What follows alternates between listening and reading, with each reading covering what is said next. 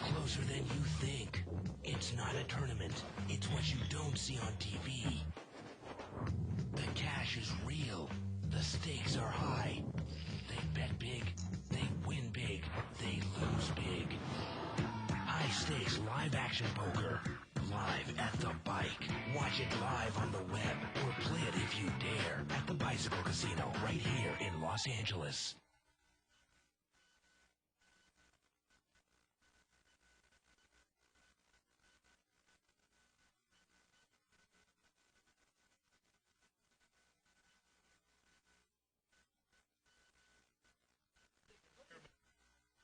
Hello everyone, welcome to Live at the Bike, brought to you by the Bicycle Casino in Los Angeles, California, the first and only webcast of real action cash game poker. My name is Bart Hanson.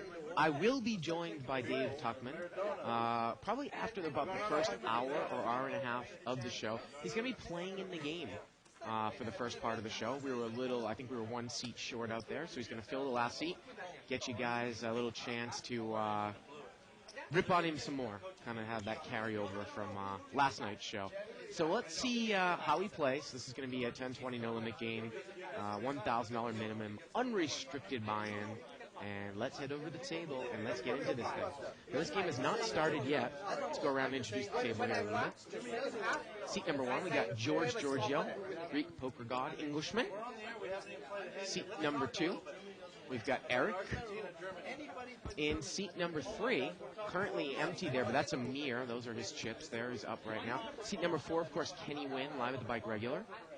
Seat number 5 is locked up for Ruben. He will be joining us momentarily. And there's Dave Tuckman in seat number 6. Right to Barry Woods' right, who is over there in seat 7. There's Ruben in seat 5. Ruben, a tournament player. So there's Ruben, Dave Tuckman, Barry Woods over there in seat 7 wearing the Hawaiian shirt. The host of this game, Mo, in seat number 8. And there's That's Allen, fresh off about a $6,000 win on Wednesday night, in seat number 9.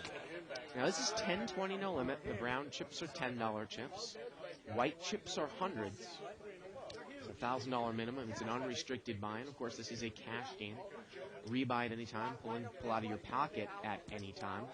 Over in the distance, they were actually doing the finals of the first tier satellites. They were doing the second tier. We've been doing these tournaments, these one-table kind of sit-and-goes for the last month or so. It's a $140 buy-in, and the winner goes on and plays in the finals, and the winner of that wins a $10,000 seat into the Legends of Poker, which is the main event here at the Bicycle Casino. So we had 2 of those events going on today, 2 final tables. And, of course, we got the mini-series of poker going on, so that's attracted some tournament players. Everyone that's not in Vegas is probably here. Got some happenings, of course, on the show. The Live at the Bike guest commentator promotion. Of course, it's your chance to come in and commentate with me. If you are an archive subscriber, you are automatically eligible. There will be a random drawing held July 12th. And the winner of that drawing will, of course, get a chance to come in the booth. Also win a $500 buy-in into our $300 min, $500 max 5-5 blind game. Also, a 6-month subscription extension on the archives. If you are not an archive subscriber, you have until July 11th to subscribe. So you can just click on the on-demand banner, upper left-hand corner of the screen. Check it out, over 1,500 hours of live poker. Only $14.95 a month really is a deal, and looks like the table is cutting for the button, as we normally do to start off a game. High card for the button. As always, we'd like to keep the show interactive. You can email us at liveatthebike.com. Questions, comments, suggestions, always appreciated. You can also follow a live thread started on the internet by going to 2plus2.com, spelled out. Click on forums, tournament poker, televised poker, official Live at the Bike thread for June 30th. Have an announcement. I don't know if we made it earlier this week, but we are actually going to be going dark on Monday and Tuesday of next week for the July 4th holiday. July 3rd and July 4th. We will be back live on Wednesday. Dave Tuckman will be in here with a guest commentator. I will be in Vegas the entire week next week. You can look for me playing in the $2,000 Omaha High-Low Split event on Monday and the $5,000 Omaha High-Low Split event on Thursday. Come over. come over and say hi to me. Now, I'm just getting word that Amir, did he just win the second tier of that tournament that I was just talking about? So he just won a $10,000 seat into Legends. First hand of the night here. It doesn't look like Dave Tuckman has chips yet. Amir limped in. And Dave is going to make a raise here. He's got ace, jack of diamonds. He's going to make it 90 to go. We'll get word of how much he's buying for. I would imagine probably at least 2,500 or so. We don't know how much he has yet, but we'll get to that soon enough. So he makes it 90 to go here. This is kind of a tightish table. No Corporation Mike at the table. Now Amir's limped in here with pocket sixes, fresh off that big win. Probably feeling pretty confident about his game. And I'm sure he's probably going to call here. And he did. Well, got word that Dave is 2,000 behind here, so first hand of the night, here we go to the flop. And Dave's picked up a pretty nice hand here. He's got the nut flush draw with overcards, 10-10-4. Can't really ask much more for ace-jack of diamonds. And how is Amir going to play? Amir loves to get involved sometimes with Mo and David. It looked like he checked. So I assume David's going to make the continuation bet here with his big hand. Pretty good flop here for ace-jack of diamonds. 150. He's going to bet 150. The funny thing about Amir is I could see him fold, call, or check raise here. 3 options. He's going to make the smooth call, and this pot is going to be about $400. Well, the turn's a 9. No help for Dave. Let's see if he takes the card here. Or does he continue to make the semi-bluff? What does he think Amir has? Pocket pair. Did he smooth call him with a 10? The pot is about $500 right now. And he's about a 2-to-1 dog with 1 card to go. He can push forward with more of a semi-bluff here on the turn. Or, you know, he can make it look like maybe he has a high pocket pair control pot size with a 10 out there. He's going to bet 300. And let's see what Amir's going to do here. And Amir's going to check raise with pocket sixes. And I think Dave probably feels now that he really should have taken the card. $700 more. And remember, Dave was only 2,000 behind. So this pot is now $1,800, $700 for Dave to call, and I think he has about $1,500 left. Little does he know that his ace and his jack are good. And Amir, Dave's asking Amir how much he has left. 7 and change more from Amir. If Dave doesn't believe he's got pot a 10, and Dave just folds it. And let's see if we can see the rabbit cam. And the rabbit cam is a 7 of diamonds there. And if Dave had taken the card, he would have gotten there. And you wonder if Amir would have paid him off a little bit on the river. I think Dave's probably kicking himself for maybe not taking the card there. And Amir takes down the first hand of the night. So I'm all revved up, getting ready to go for Vegas. Button moves over here to seat 8. You know, the funny thing about that hand, though, is if Dave had a high pocket pair, you wonder if he would have checked on the turn to control pot size, or if he would have put up that kind of bet and folded to a check raise. If he had aces or kings, there isn't a whole lot he's scared of. Might he have checked it and called the river bet? By Dave betting there on the turn, does Amir think he actually doesn't have that big of a hand? Now Dave would bet a 10 like that the whole way. Obviously, he didn't have a 10, and neither did Amir. Amir with the check raise with pocket sixes. Spot's going to get limped around here. 4-way action. Ace 9-3 here. Now, Allen's got ace 5 of clubs here from up front. Allen checked. George obviously going to play this game a lot tighter than he did in the 3-5 game earlier this week. You know what? Barry's going to bet 80. He's got second pair with a king kicker. Not a bad hand. Not surprised he's bet. I probably would bet in that spot. And look at that's Allen. He's going to check raise with ace 5. He's going to make it 180. I don't know if I've ever seen Allen check raise with such kind of a smallish hand. Maybe he's feeling confident after his big win. And is Barry Woods going to continue on here? I wouldn't imagine so. Allen really got the best of Barry. But Barry really doesn't have any type of backdoor draw here. Obviously, he can catch 2-pair, but you don't even know if it's good. I mean, Allen check raises. I probably put him on 2-pair right now. Ace is up. I think if I'm Barry here, it's an easy fold. But he makes the call, and this pot's going to be $500. Well, the turn's a queen. And now Allen checks. And Barry takes the card wisely right behind him, and the river is a jack. And let's see if Allen's going to put a little stoppish bet out here. He's going to bet $120 into a $500 pot. Now remember, I wouldn't make a living bluffing Alan here. You know, Barry might think that Alan has a weak ace, but are you really going to get Alan off the hand? I mean, I cannot imagine that Barry is just going to call here. There's no way his hand can win in a showdown. I don't exactly know what he's going to represent here, though, on the river. Would he raise with Jack-9 here at the end if he had Jack-9? I don't really know if I buy it. It is kind of a weakish bet here. You know, Barry's getting about a 6-1 here on the river with King-9. And Barry wisely lays it down. It's a nice lay down there.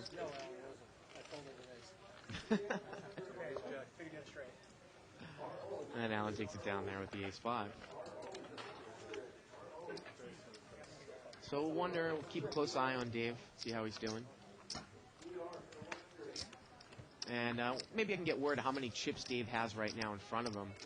Because they said he started with 2,000. That looks like about 800. And yeah, maybe he's got, I don't know, it looks like he's got about 2,000 now. He might have started with 2,500. Yeah, he's got at least 1,200 in whites and probably another 800 in browns there. Limped on the button here by Alan. Kenny Wynn limped in an early position with ace-10 of hearts, and this is going to be kind of a tightish game. I wonder if David's going to drive some of the action in this game.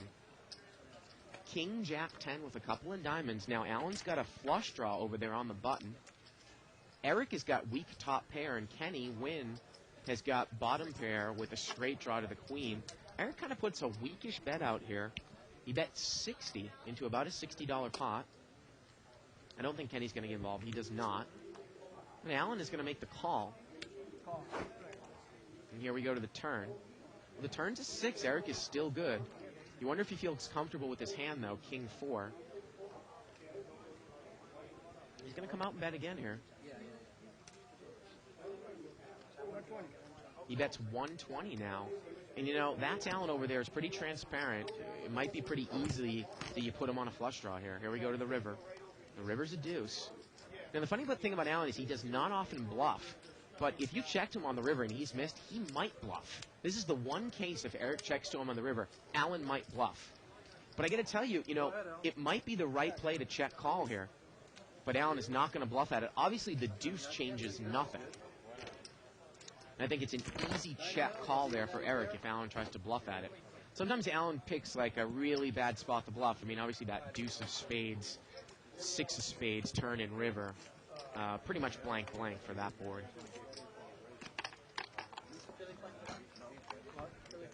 And the button's going to move over here to George. What a couple of World Cup games, huh? Italy finally showed up for a game. Germany took Argentina out in penalty kicks. A couple of very interesting games earlier today. Of course, Dave is going to be bleeding English blood tomorrow morning as they play Portugal. And a good Brazil versus France match. Alan's going to limp in here with 6 deuce of hearts.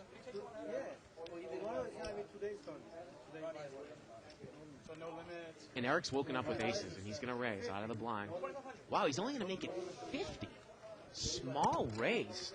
And Kenny Wynn is going to call him with queen 10 of spades. And Alan's in there with deuce 6 of hearts. So here we go, $150 pot. Well, king 8-5. Eric's pretty much escaped this one. Very smallish raise, though. And he's going to bet 70 into this pot. Half pot size bet. But it's going to get it done. And Eric takes it down there with the aces.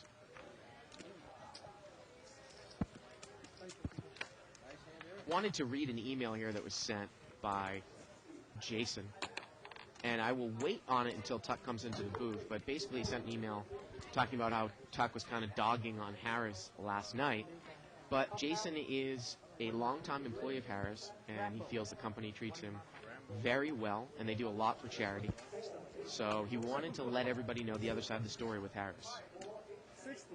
Thank you for the email, Jason. Got a $60 open raise here by Mo with king 10 off suit.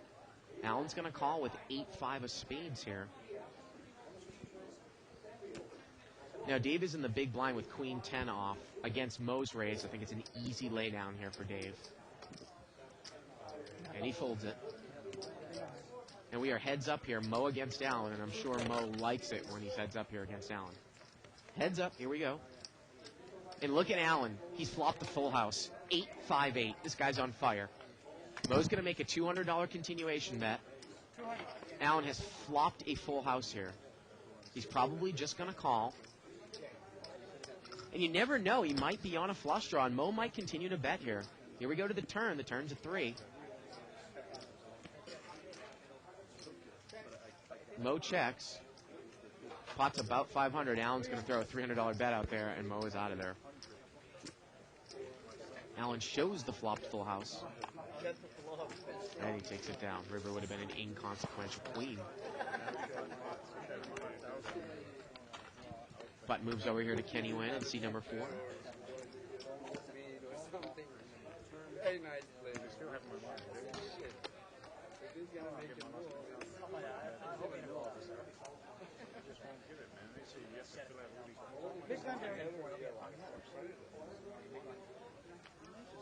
Ace queen offsuit here for Mo. And he's going to raise it up to 60 here. A quick call by Allen.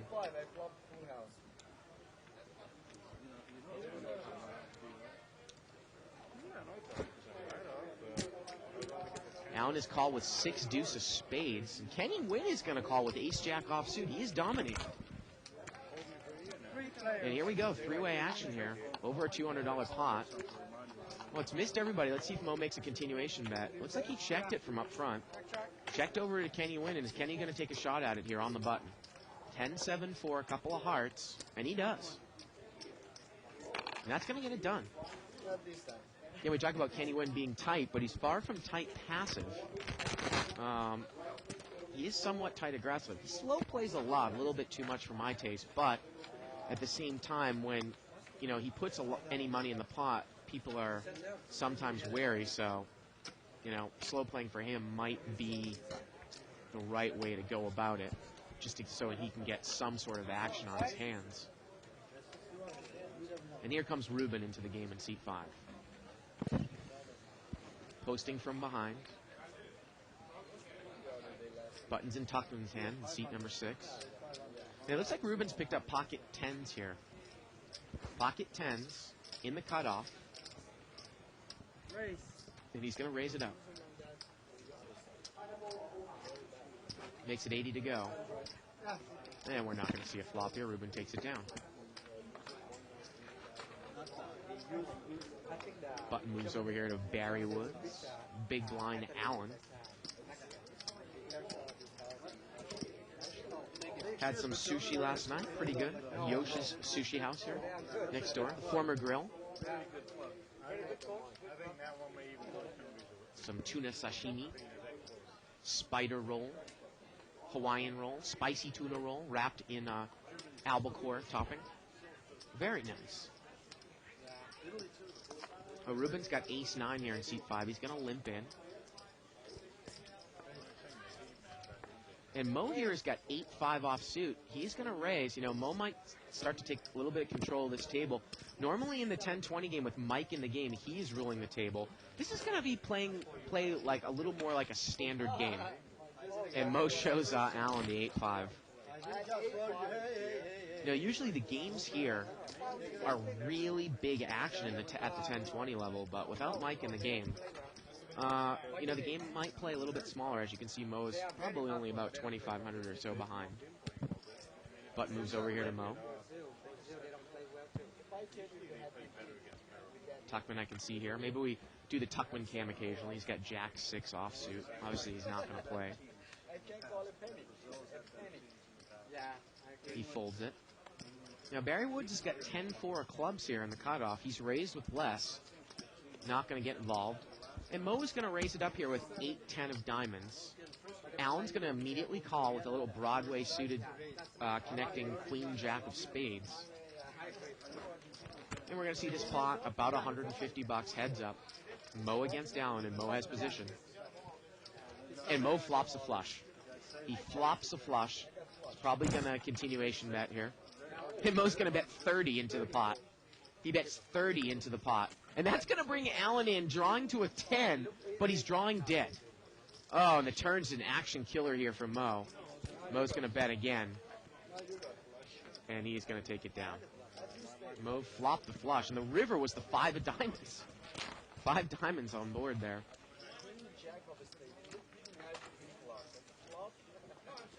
Button moves over here to Allen in seat number 9.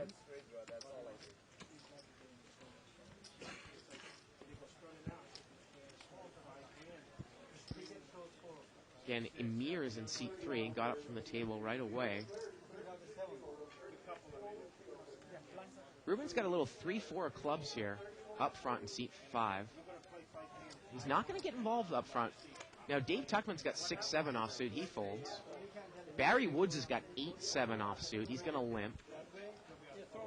Allen's got a little ace-jack. He's going to limp. And let's see if George completes here. He does. We're going to see 4-way action here, limped around. It's an $80 pot. King 6 deuce here. And it looks like it's missed everybody here. No one has any piece of this flop. Gets checked around. The turn's another king. Allen's good here with ace high. And he's going to throw a little bet out here with ace high. He bets 100. And you know Allen probably would have bet a king here. So if anyone really wants to contest him, you wonder if you could. But no one's going to get involved. And Allen's going to take it down there. I see that Jive Dadson is back on the thread, picking up on a tabletop comment that somebody made. Welcome back, Jive. Again, you can email us at live@thebike.com. Questions, comments, suggestions.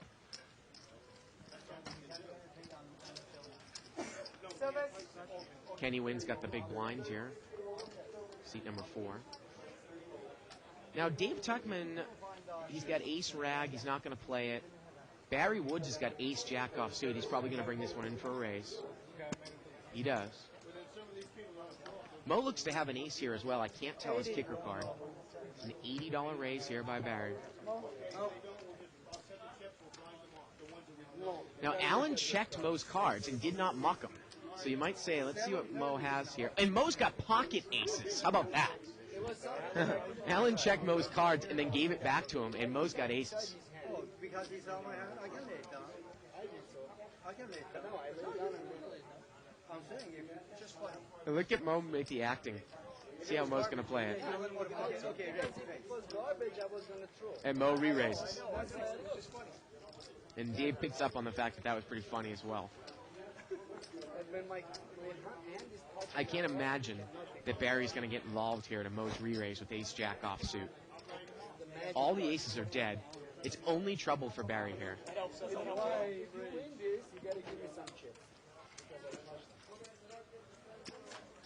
I can't believe this. And did Barry re-raise here? He re-raised after Allen looked at Mo's cards and gave them back. Oh, and Mo's really letting Barry off the hook. He's moving all in here. Well, maybe he's trying to make it look like a steal versus steal. But if Mo had just called there, he probably could have gotten some action from Barry. Barry would have been forced to bet the flop, and Barry folds. Thought I had the best hand, then you re-raised me, I pretty well decided that I didn't have. And there you go. That's a great explanation there by Barry. If Mo just smooth calls there, I think Barry's forced to bet on the flop, and you wonder if he gets involved if the flop comes out with the jack and rats.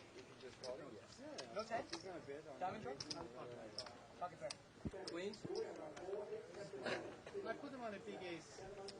I assume he didn't make it, that's why. Post here by Jive Dadson saying, how big a swing was that when Tuckman reopened the betting on a draw and got bet off the hand? Well, pretty big. I'm sure Dave is going to love to know that the 7 of diamonds came on the river. I'm sure he'll have an explanation as to why you bet the turn.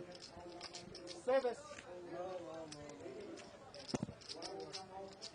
And getting word that he actually rabbit hunted and saw that he made it on the river. 1 and 9. Limp here. Limped around. Amir is back in the game. And Eric is going to raise it up here. He's got 8-9 offsuit. He's going to make it 60? Wow.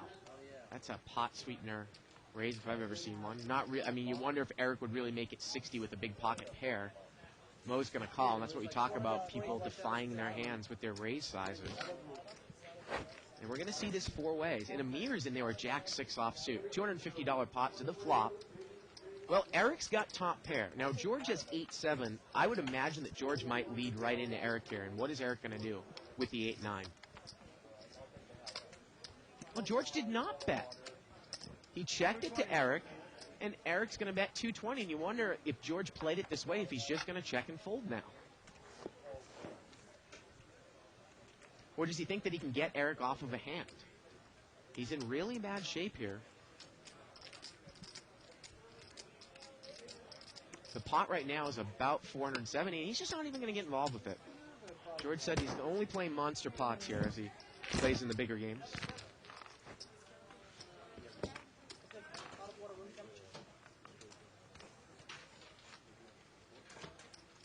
Good shot there of Eric. I'll take that more. Take it. Can I? Yeah, I pass it. Again, I want to thank Baron Banger Toth on 2+2 for sending David and I a little care package, including Daniel Negreanu's stacked PlayStation and Xbox game. Played a little bit last night. Mo's got ace-jack of clubs here. He's going to pop it up for a little raise. He's going to make it 70. Now, Amir's got ace-rag. He's not going to get involved. Ruben's got a king-9 offsuit here in the big blind. He's not going to get involved. Kenny Wynn is going to call with the same hand. Ace-jack of hearts here. Now, we know one of the aces is dead, so it's probably going to go miss-miss, and it does. 5, 6, 7 here. And it goes check-check here. Mo is not going to make the continuation bet. Well, now Mo picks up a club draw. Kenny checks. And Mo checks right behind him, and the river is an 8, a one-liner to a straight, and they're just going to check it down, and they're going to chop it up. Ace-jack and ace-jack. And I wonder if we can just pan over to Dave Tuckman's chip stack. He got up from the table just a second ago, because I'm wondering if he put a little bit, well, maybe he didn't put a little more money on the table. Let's see, 1, 2, 3, 4, 5, 6, 7, 8, 9, 10, 11, 12. We had 1,500 in whites. And another maybe 800 in brown, so maybe 23, 2,400, something like that. Probably started with 2,500. Ed was here, Mike was here. And you hit every single draw imaginable. Button moves over here to Kenny Wynn in seat 4. And you couldn't miss a flop or a turn. You hit every single one. Yeah, you would have said that to you last time. Again, this game is going to definitely play smaller than it normally does with Corporation Mike in the game. Surprised that David's gotten up so quickly from this table. Again, he's probably a little bit upset about the fact that he got bet off that draw. You wonder how much Amir would have paid him off with just a pair of sixes on the river. Now, Eric is going to raise it up here. Going to raise it up to 60. Again, smallish raise, pocket sixes. Amir is going to call with 7-8 offsuit. Ruben's got ace-rag. He's coming in. Talk about the difference in raise size. Usually when Mike is in this game, the open raise is maybe 150 or so. We're going to see this four ways, about a $250 pot. Eric, the pre-flop raiser. Here we go to the flop. 5-5-5 here. Well, Eric's got a full house. He's got an overpair to the board. He's probably going to bet. His hand is obviously vulnerable to over cards. It's a $250 pot. And he bets $225 here. 2 whites and a purple. And that's probably going to get it done. And it does get it done.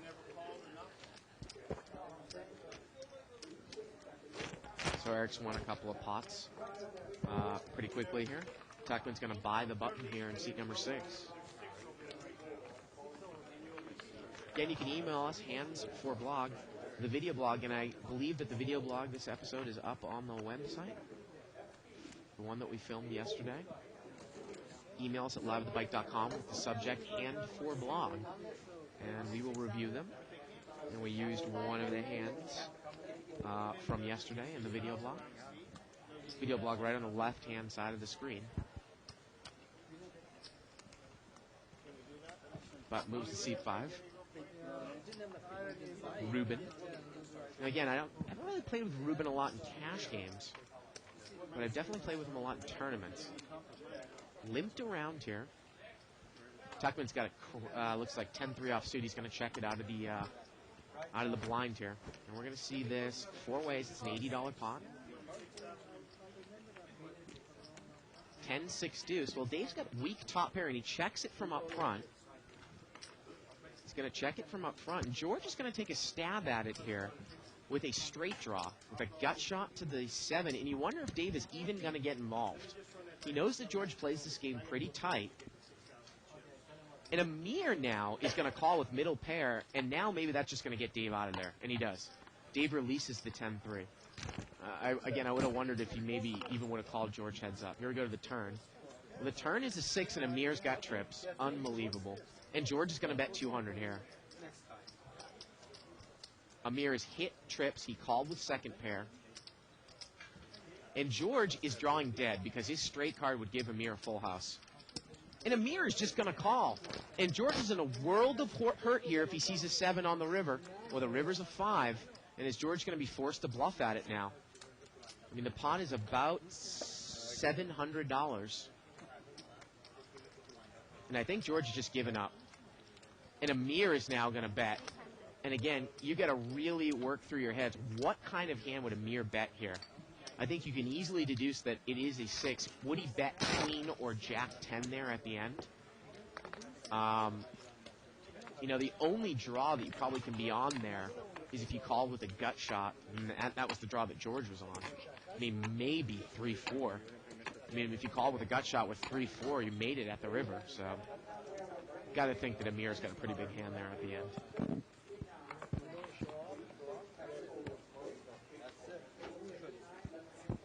Button moves over here to Dave in seat number 6. Ace-10 suited here for Amir. And Ruben's going to limp in here with King-9. Limped around. 5-way action here. Queen 6-7 here on the flop. And we got a Queen 7 over here for seat 8 Mo. It's not up yet. He's got 2 pair. Did he check it from up front? He's going to check it.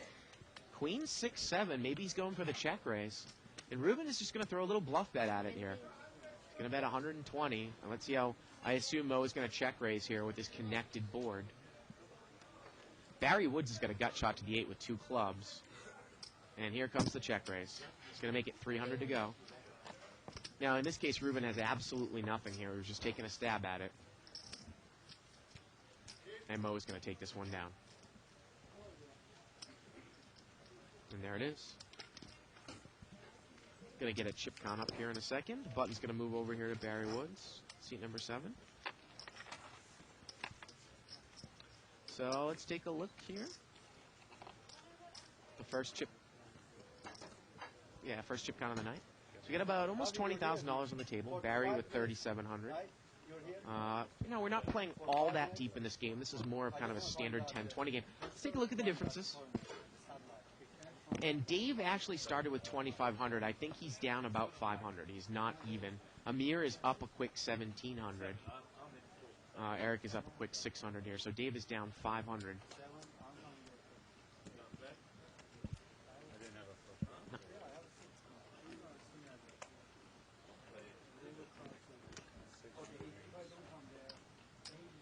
Limped around here. Pocket jacks here for Eric. He limped in up front. And here we go. We're going to see 4-way action here. Ace 6-5. Now Mo's got a weak ace here from up front in the small blind. Ace 5-6 on the flop. Rainbow board. And it gets checked over to Eric, and Eric's going to take a little shot at it here with jacks. He's going to bet 70. Amir's got 10-5 suited here in seat 3. And is he setting up a move? He's going to call with 5-10 of spades. And that's going to get Mo out of there. I guess Amir is going to try to set up a play here against Eric. Here we go to the turn. Well, the turn's a queen. Eric checks, and this is the move that Amir was setting up. He is going to bet. 230. He's going to bet 230 here. making the bluff here against Eric. Now remember, Eric had limped in with pocket jacks.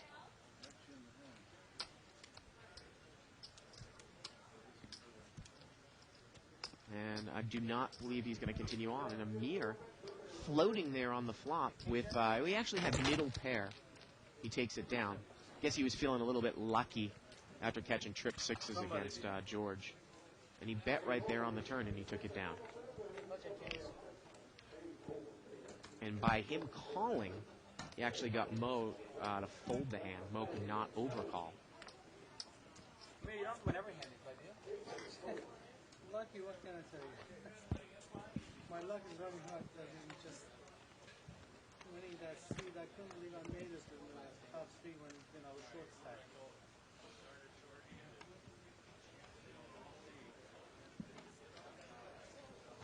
Button moves over here to Mo, and now Dave's going to check Mo's cards.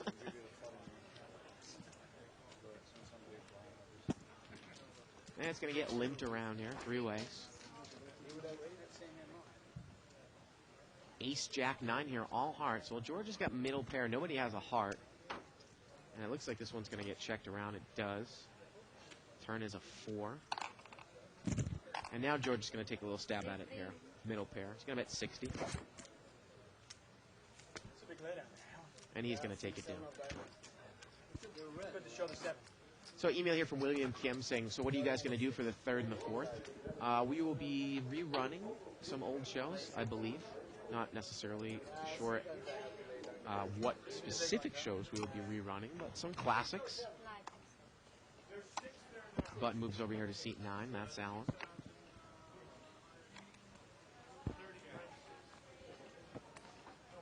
And Dave's picked up ace-jack offsuit in that spot on this table.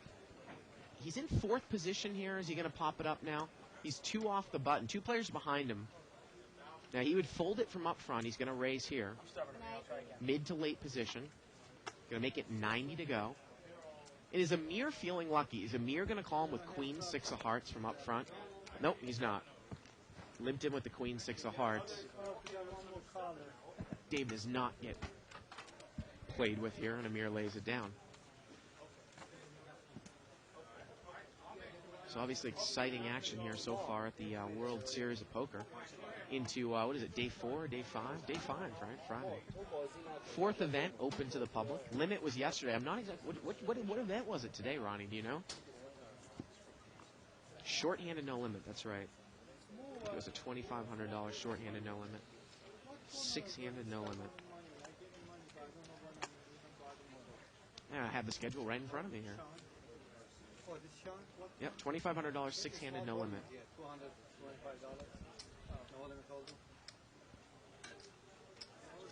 They're down to the final, looks like 4 in the pot limit event. Limped around here. 4-way action. Again, you can really tell how this game is playing smallish without Mike in the game. Ace 6-3 here, a couple of hearts. Mir's got middle pair. He's going to bet 40.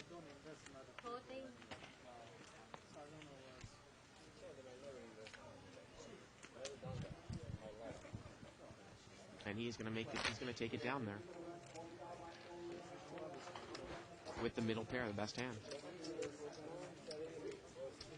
So email here from Dave Stanfield saying, Bart, talk more on your time. If you have time, let's stack. Love to hear your opinion on how you think it turned out. Well, you know, I can't necessarily give it an accurate review yet. I only played it for about a couple of hours. I didn't necessarily. I mean, I looked over the directions real briefly. I couldn't really figure the function out of, you know, how to zip through the hands. I mean, it seemed a little bit tedious, the fact that, I mean, once you folded, it did kind of go through like a fast-forward motion, but you still kind of had to wait around for about 15, 20 seconds to end the hand. I actually played a cash game, and then I tried a little bit of a one-table tournament. And I was playing at the medium level, and the play was pretty weak just from the, the selected hands that I played. Well, deuce 4-7 here. Now, Ruben limped in with pocket 10s from up front. Kenny Wynn in the blind had ace 7, and the flop comes out 7 high. So Kenny Wynn's got top pair with the ace kicker, but Ruben's got the overpair. It's a limped pot, and Ruben's going to raise it up here. Kenny Wynn bet 40. Ruben raised it up 100. And let's see what Kenny's going to do here.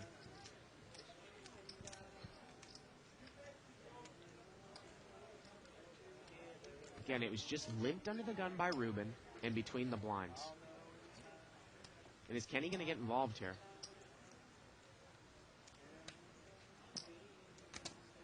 Wow. Is he going to re-raise it? He's coming back over the top for a mini re-raise. 150 more. And again, you know, you're sitting there and you limped him and you Ruben and you made a raise with the overpair on the limped pot. Now Kenny has bet into you. You raised him and now he's re-raised. You just throw pocket tens away here. I don't know if I'd get involved here against Kenny. I mean, I do have position on him. It's 150 more, and Ruben is going to make the call. Wow. And this pot is about $700 here to the turn. Well, it turns a 3. It doesn't change anything. Kenny's picked up a wheel draw now to the 5. He has bet. He got raised. He re-raised, and now this guy called him. The board is really not that draw heavy. If he had 5-6, which would be an open-ended straight draw, he got there. I mean, that is kind of the draw that you might put somebody on here. He's going to bet 400 here. It's now an $1,100 pot, 400 for Ruben to call.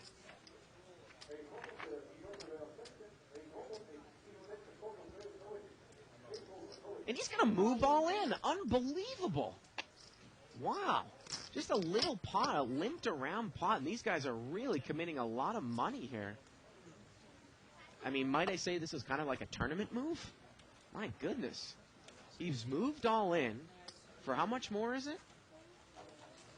Well, Kenny's not even going to call, I do not think. He just folds it. I mean, Kenny almost had about 80% of his chips committed in that hand, and he knew he wasn't good, and he folded it. And the river's a 7. Look at that. Unbelievable. Kenny would have gotten there. Kenny would have gotten there. Ruben takes down over $1,000 pot.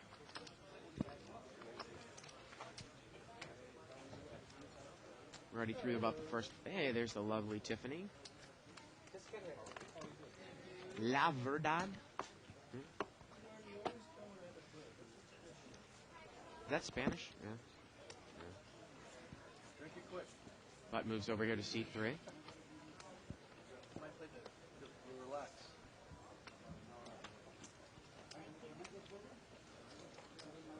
Tuckman folds here.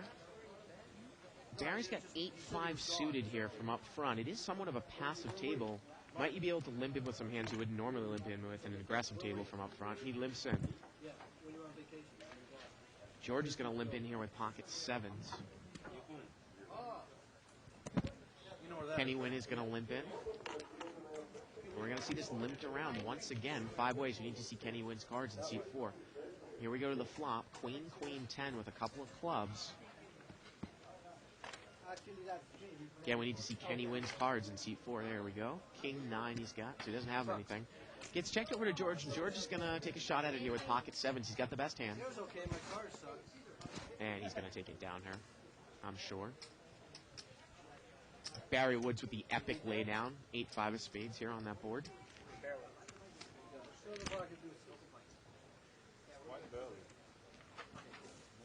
George, the 5th straight day with some soccer attire on. You wonder how late George is going to stay here until with the big England game coming tomorrow. Yeah, he didn't figure it out, but Butt moves over here to Kenny Wynn. sometimes Seat number 6. they go like computer. They told them, okay, do this, and they are going exactly like that. White or black. They don't Pocket like gray. kings here for Amir in the cutoff. I told them 7 players. David's in the big blind here with ace rag. Ruben has the same hand. He's got ace rag. And Amir's going to raise it up here to 90 with a couple of cowboys. Actually, they paid. They have the receipt. Ruben's out of there, and so is Dave. They are saying no. Amir takes it down there with pocket kings. So sometimes, like now, they are 7 plays. Give me a bad deal. Or 7 plays chop. I told them, okay, $7,000. They're going to give me $7,000. Winner takes off. The guy said, how about if we chop it 7 days? I said, go ahead, chop it. You chop it. We take the chips out. Get the money back. You get $1,000. That's right. Yeah, This is going to be tournament chips, it's right? not the end of the world. It's actually better because now they have more flexibility. That's right. Good chips. They can play more tournament. Knock one person out, you go, okay, let's each person take 12 hours. 5 of them. They said we go right now there and play that. Buttons here in seat 5. Yeah, we Limp in spent here by 200 Eric. chips there. Limp by Amir. Already 5 people go there. Dave's got a little 7-8 offsuit. 1 chip to complete in the small blind. What happened? No rabbit. He complained about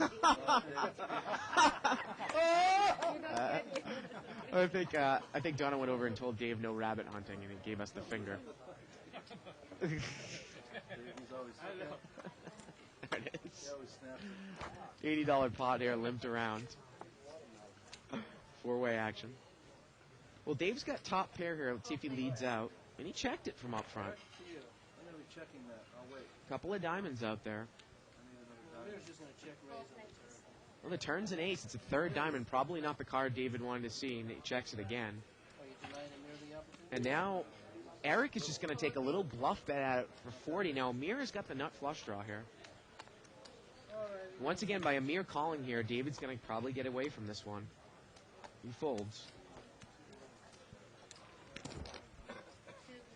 And we're heads up here. And the river's a diamond, and Amir's got the nuts. Amir has the nuts. And Eric's going to bet right into the nuts. The only thing that Amir would lose to here is deuce 4 diamonds. It's a $100 bet here by Eric. And Amir's going to raise. Going to make it 600. And Eric is out of there.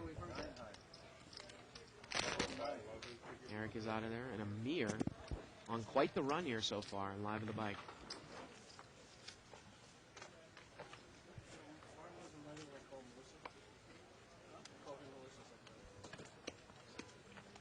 Barry Woods, of course, getting the massage over there in seat 6.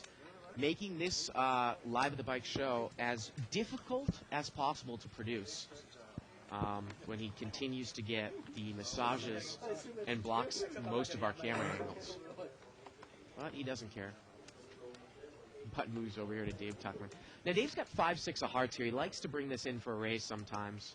Somewhat of a passive table. But he's just going to limp in with it. And it's going to get limped around. 6-way action. It's a $120 pot. Well, Dave swapped a nice hand. He's got middle pair, and he's open-ended with backdoor hearts. He's got the best hand.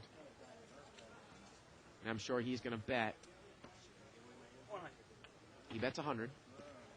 100. And that's probably going to do it here. No one has anything else.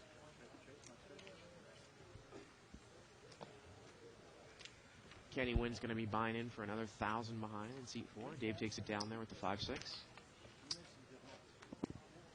As always, you can watch the show on a replay that loops starting at 11 o'clock, 1 hour after the show is done, running until 5 p.m. Pacific time the next day. You can also catch the entire week on a looping rerun starting at noontime Pacific time on Sunday afternoon, running through its entirety until about 3 a.m. the next day. 1,000. Button moves over here to Barry Woods, seat number 7. Mo's got a little king jack of hearts here.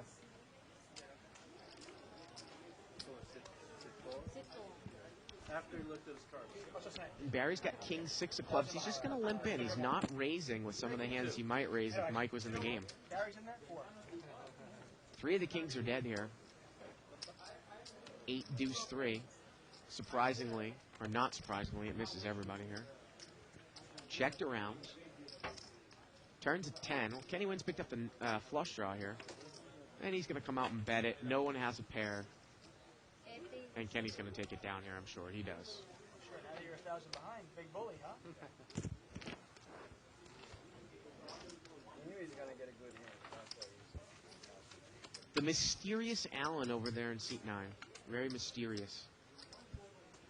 There it is. That's a big watermelon for Allen, man. Small guy. Omaha 2000. It's like the whole, it's the size of his whole, torso. I'd be impressed if Allen could down that thing.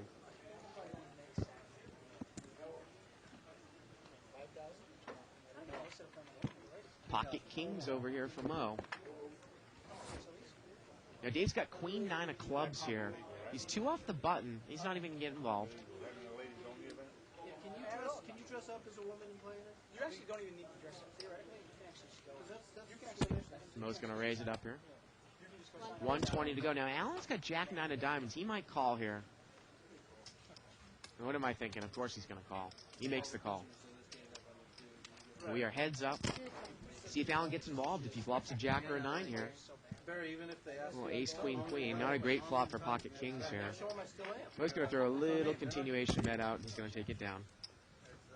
Highlights in there and shit. Dave folded queen 9 pre-flop.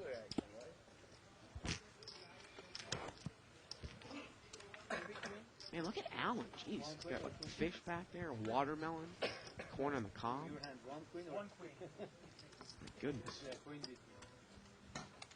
Yeah, I think he's trying to gain some weight for something.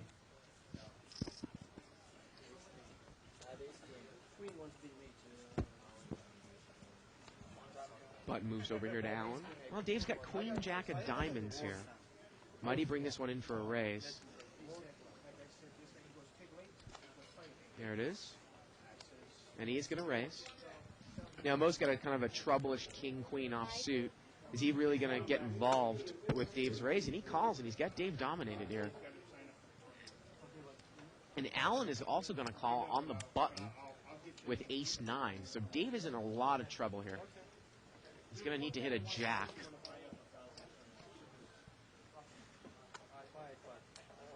$90 raise, a call and a call. So we're going to see this 3 ways. I'll give him $200 for it. It's going to be about a $300 pot here. Dave, the pre-flop raiser. Here we go to the flop. No, $950. Well, ace 8-6 here. Well, Allen's hit the ace. Let's see if Dave's going to represent. Nope, he just checks it. No, $950. I get $950. And now Mo is going to try to represent. 150. He bets 150. And Allen's going to raise him. It's an easy laydown here for Dave. And it's an easy laydown, I'm sure, for Mo as well. Allen rarely will raise on the come. Now, is Mo thinking that he could get Allen possibly off of a weak ace at a later street? Might this go check on the turn, and Mo bets really big on the river, and the turn's an ace? Well, now if Allen has an ace, you know he's not going anywhere, but Mo's going to represent. He's going to bet 500, and Allen quickly calls, and this pot is $2,000. Mo is drawing dead. And the river is a club, and now Mo knows that Allen will call any bet if he was on a flush draw. Because if he has an ace, he's going to call. If he has a flush draw, he's going to call. I just can't believe that Mo is going to put any more money into this pot. Mo checks. Allen moves all in. Yeah, I've got 8 on my ace. And Mo folds. Allen shows the ace. Good old ace 9 offsuit, calling Tuckman's raise.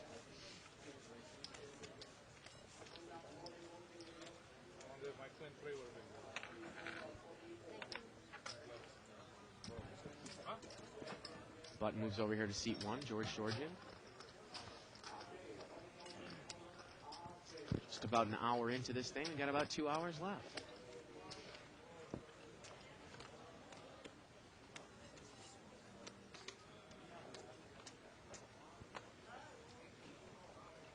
Well, Allen's got ace 10 of spades here in the cutoff. He's just going to limp in.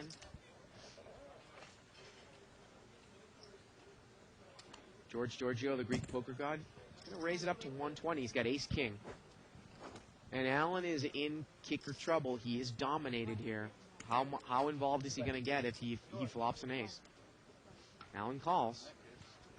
2 plays. We're heads up here. About a $300 pot.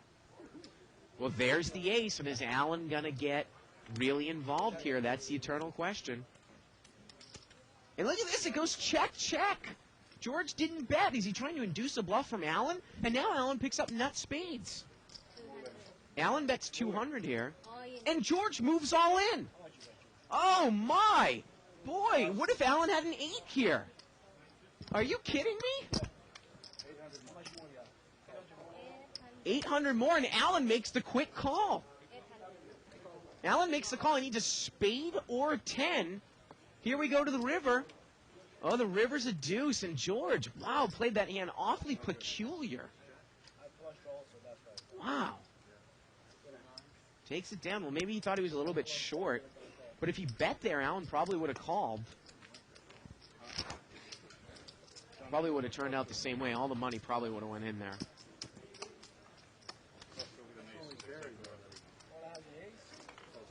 And George says, that's exactly what I put him on.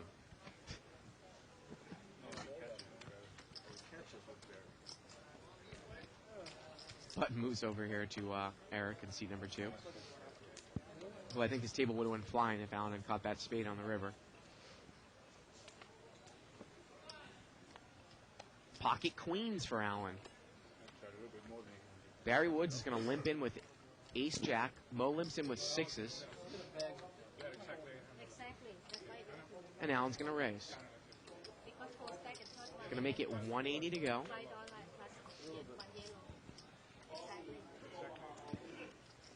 Thank you. Is Barry going to call Allen's raise out of position with ace-jack offsuit? I mean, really, remember, Allen really only raises with aces, kings, queens, maybe ace-king suited. Again, an epic laydown for Barry.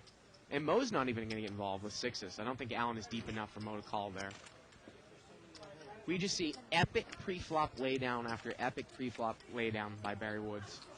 I mean, ace-jack offsuit. How does the guy let go of it from up front to Allen's raise? Button moves over here to seat 3.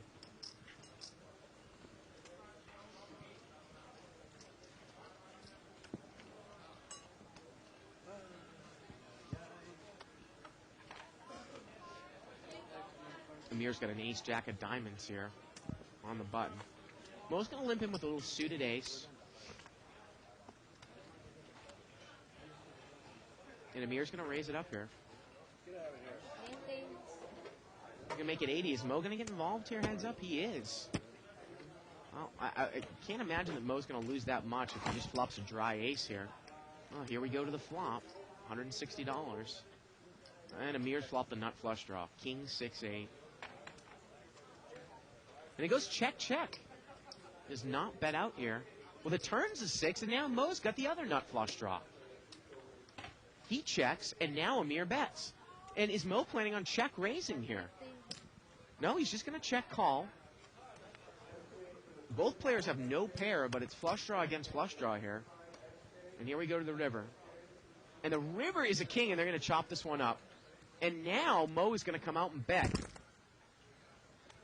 He's going to throw a little $150 stop bet out here. And if Amir calls, they're going to chop this one up. Kings and sixes with the ace kicker. Amir calls, and they're going to chop it up.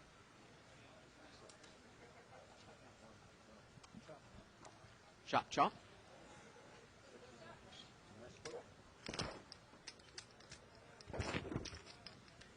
I was playing with the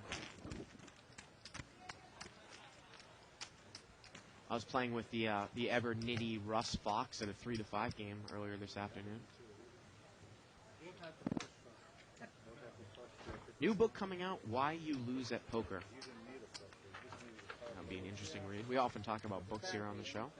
Still have not got my hands on the Skolansky No Limit Hold'em book. Button moves over here to seat 4. I will be playing hopefully tomorrow in the full tilt $500 horse satellite. If you want to railbird me there, my name will be live at Bike Bart. I'm hoping for some sort of overlay. When I checked it this morning, there was only 55 entrants. There's one seat guaranteed, and they need about, 100 to 105 to make the proper $52,000. Well, I guess it would be 104. It's always nice to have overlays in the tournaments. 4-way action here. Limped around. And Amir's got a set of sixes with the ace out there. 50. And Amir's going to bet 50. He's going to bet on the set here. And Mo is going to check call here with deuces.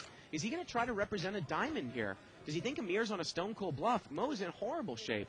The turn's a 9. And Amir's going to bet again. 150. He bets 150.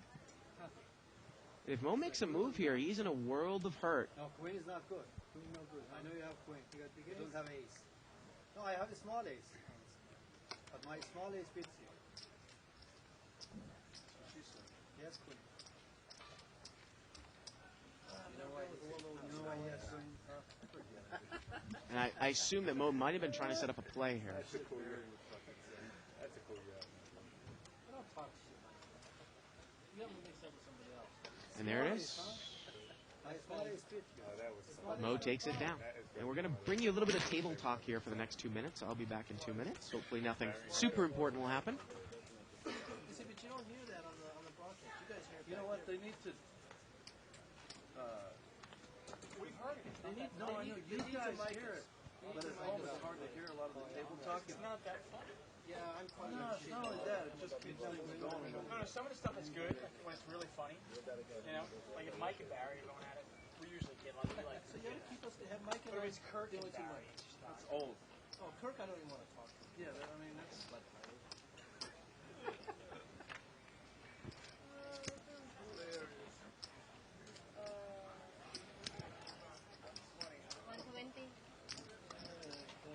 Actually, if they can hear us, I highly recommend the satellites, the super satellites.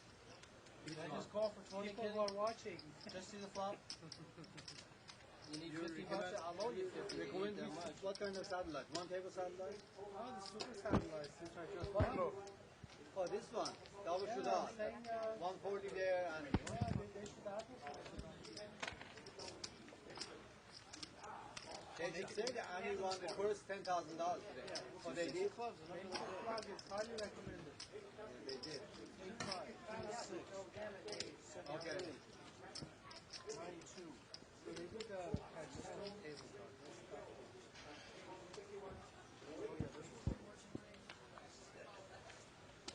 Could they also make it a higher resolution picture? Can they make it a higher resolution picture? And we are back. Why don't they do Button moves over here to seat 6. Tuckman, he has not played many hands. I wish you had a big ace. No. that clear one on the computer? Limped around here. Again, this game is playing awfully small and passive here without Mike and Trish in the game. If you had ace something, you raise behind the button. No, I'm saying I wish you had a big ace. Well, Mo's open-ended here. Mo checks. Amir's got king 4 offsuit. He checks right behind him. What's 6 there? Turns an 8. And now Mo's going to make a little semi-bluff out at it. Yeah, because He bets 30, you're playing it. whereas the dealer loves to say 30s. And he's going to take it down there.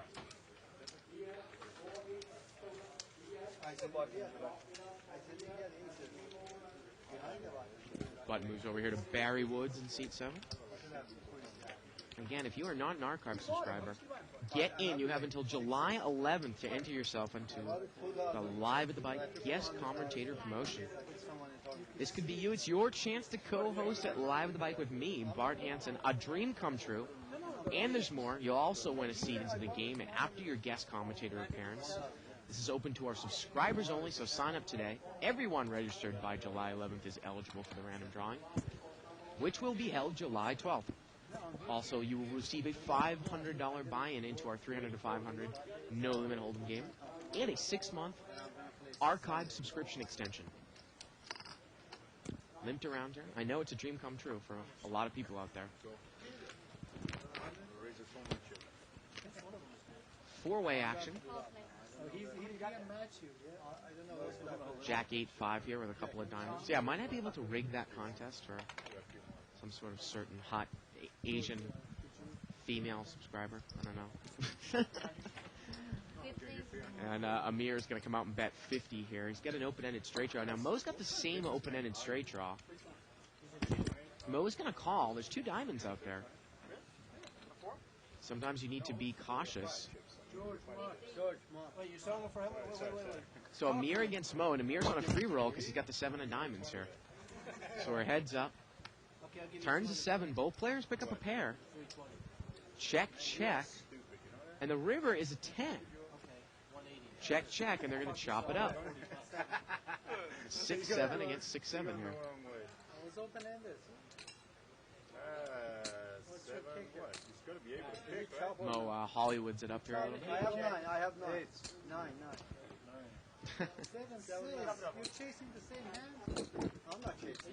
Ronnie's showing me a little Milwaukee's Best. Huh? Milwaukee's Best is a sponsor of. That is so funny because, you know, when I was in college, we used to drink Milwaukee's Best. We call it the Beast. It was the cheapest beer around.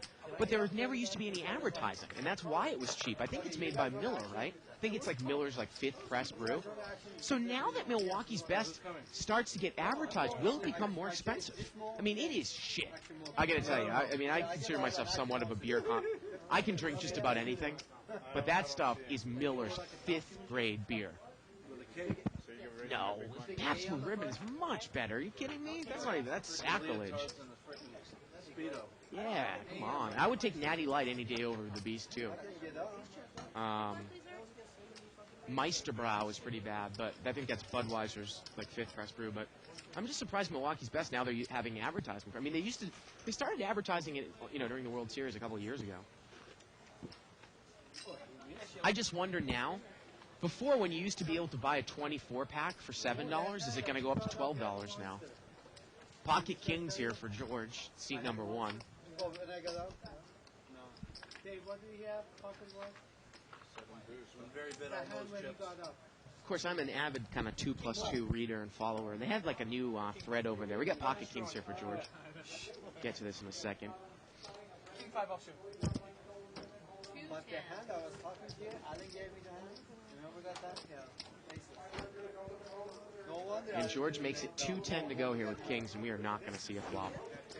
If you're over there on 2+2, there's a forum called Mod's Playground, which I think is some sort of moderator, forum set up by, I believe it was Matt Splansky. But it's all about alcohol and drinking and beers and everything. Jack on 999 or Jack 999. It's a great little forum that I check out on a daily basis. Jack 9 About 3 clubs. Button moves over here to seat 1. 3 clubs are good for a moment. I'm not sure if it's... Ace, King, Queen? Oh, what, you going to pair the board? So Amir has got the big blind in seat 3. You guys are fun. Dave is not going to play his hand. Barry's got a weak ace 9 of hearts. He's going to limp in.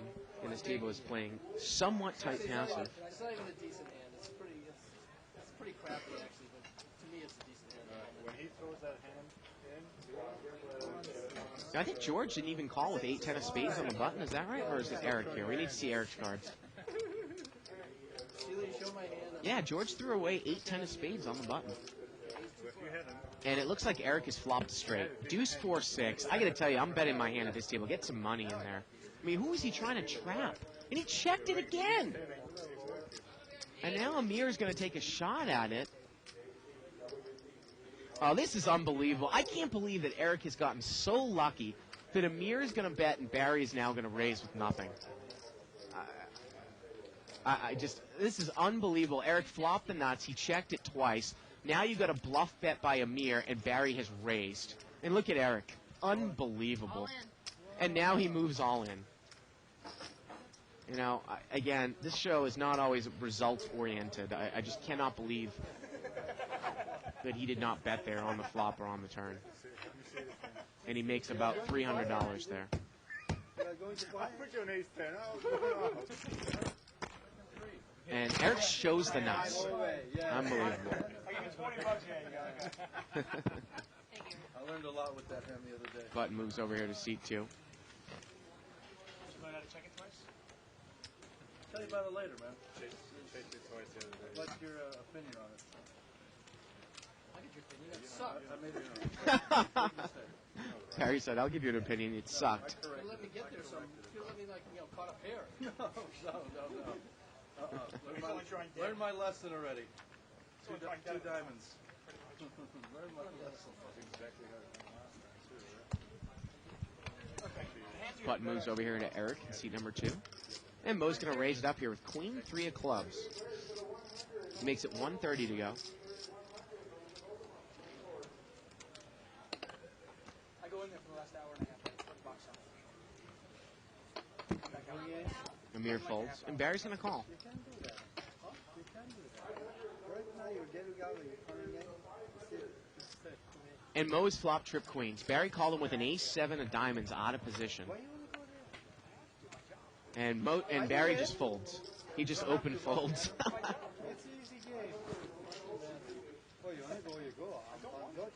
Nice play there. Nice flop there from Mo. Button moves over here to C3. I got to play one hand so I can go in there and actually talk about it. Well, I already have that hand that we're going to talk about, Dave. Let David play this hand, man. You did play a hand. It cost you, what, 800? Yeah. 800 first hand? With the mirror? No, that only cost me 400. Go talk about that. Dave's got king 4 of hearts. Gets rid of it. I should have checked the turn. There you go. You should have done on what you had.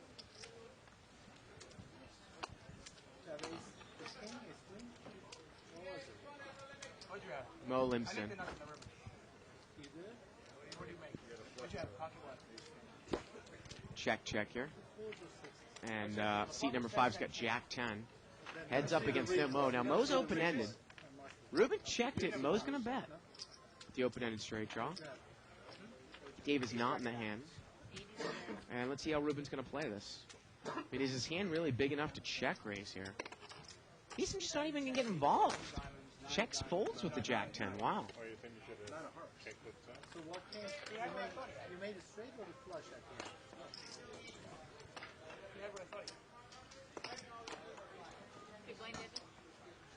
Well, Dave is talking about saying that he said Amir had what Dave thought he had. And I think Dave was trying to semi-bluff Amir off of what it was a pocket pair. Clearly an option. I wonder if that's a better percentage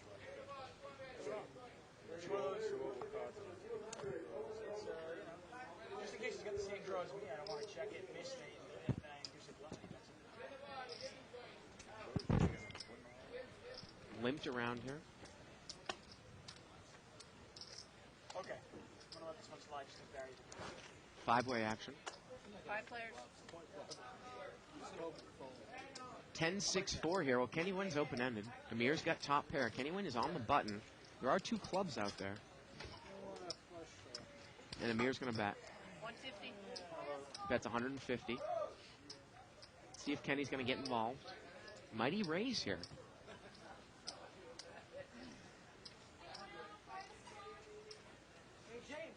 He is going to call. Maybe he is going to represent clubs. Dave again has a weak top pair, and he folds. Said that a couple of times. If I can get that one and that one, okay, I can play. And here we go to the turn.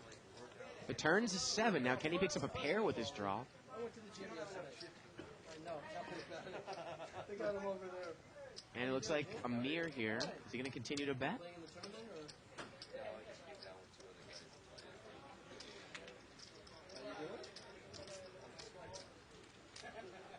Action is on Amir. And it goes check, check. And the river is a jack. And now does Kenny think he needs to bet here? Or was Amir really on busted clubs? But Kenny is just going to check behind it, and 10 is good here.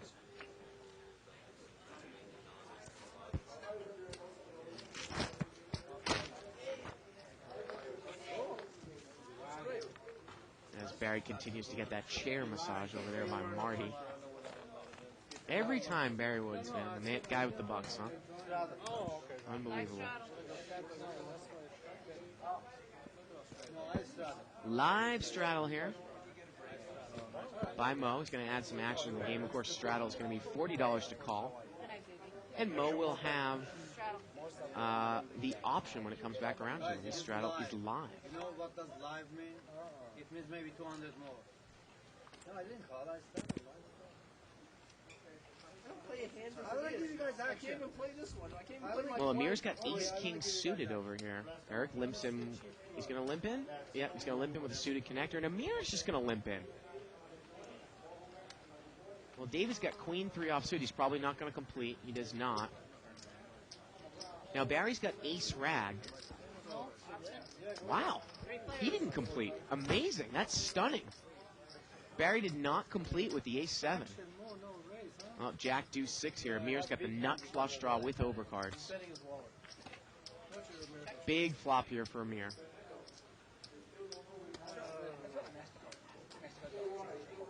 And Amir's going to bet. He's going to bet 120. And he's going to take it down.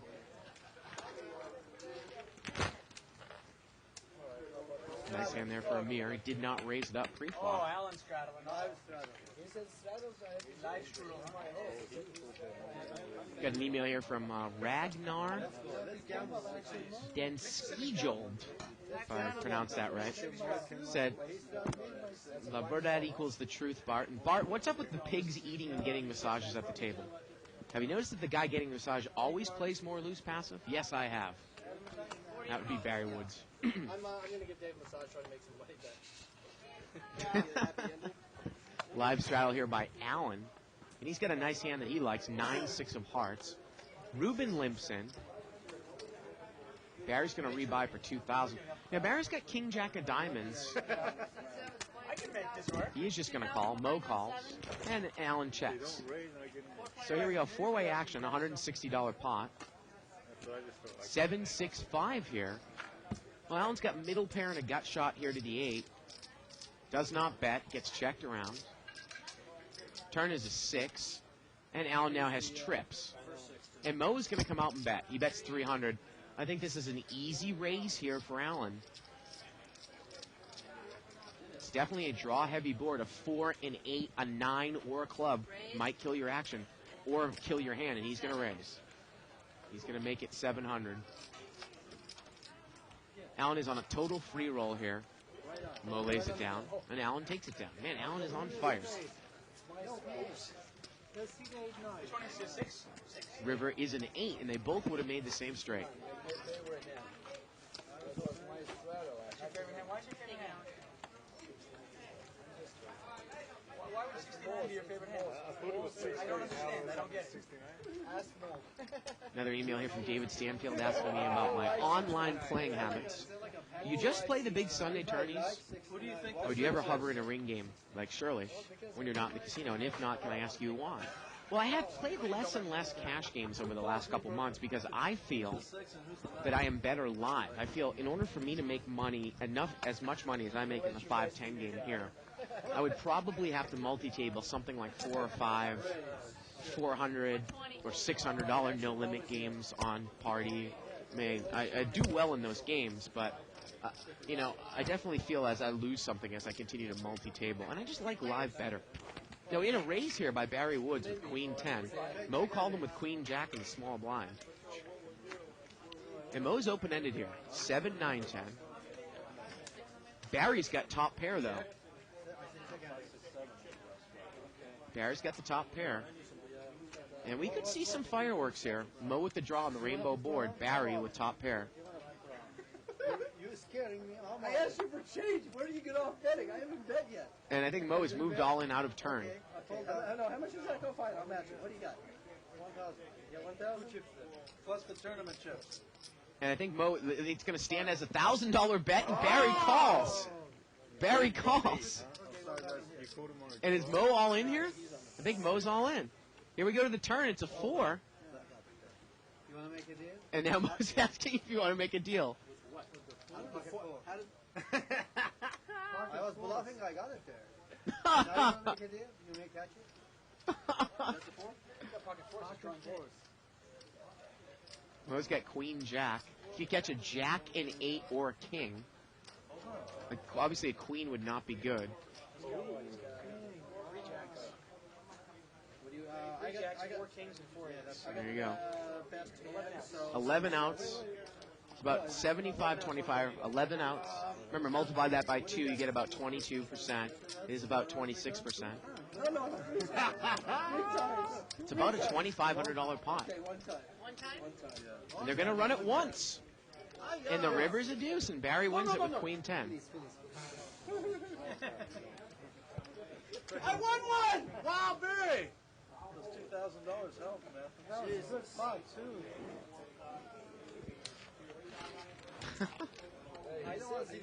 Look at Barry Woods' hairline, man. Crazy. Wacky. Wavy. What is it? Bleach blonde highlights? Well, it was out in 2001, right? Came on the second. Bud moves over here to Mo in seat number 8. I'll never be that old.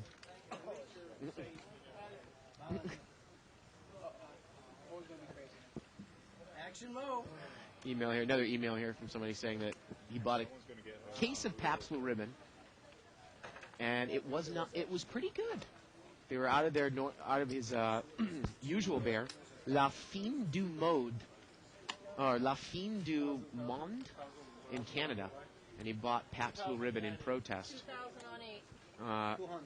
And he said amazingly it was quite good. I always liked Pabst Blue Ribbon. It was folded around here. And did Mo just limp in here, or did he raise it up? He raised, and he's going to take it down. Take it down there for Mo. No, I like my seat to be to the left of the table. But you said you don't want to be in the front. No, I said, are you going to be stealing my question? Dave has really only gotten involved in one hand so far.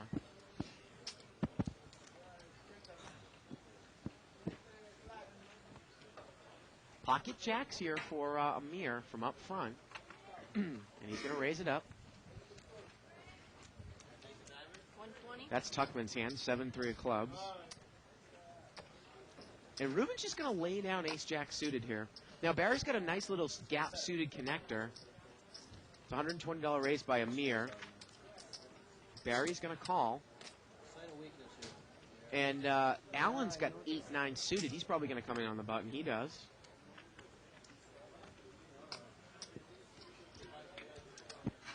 And we're going to see this three ways, about a $360 pot. 3 players. Pocket jacks against 7-9 against 8-9. Here we go. Well, Queen 10 deuce here. Barry's got a flush draw. Amir checks. Barry checks. Is Allen going to make a bluff at it here? No, he checks. Well, the turn's a deuce. Amir is still good with jacks here.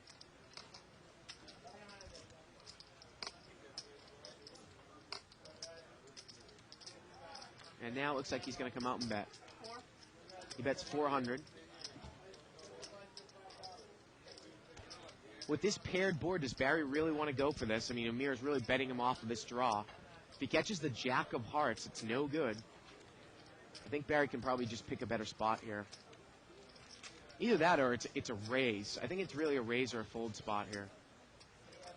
Unless he wants to try to represent an overcard. Barry folds, and of course Allen folds.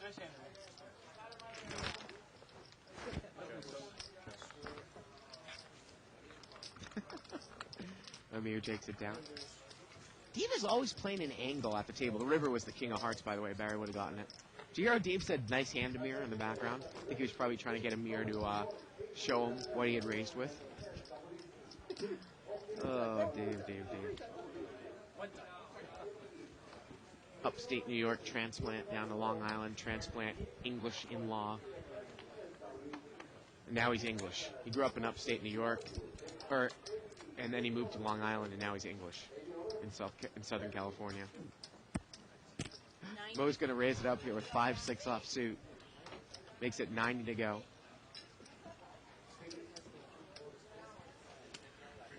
George folds.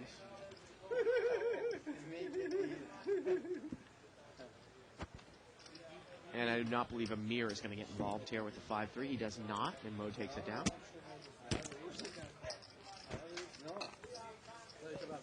And here we go with the second chip count of the night. So we're up to $22,500 here on the table. Barry leading with $6,200. Amir's got $3,200.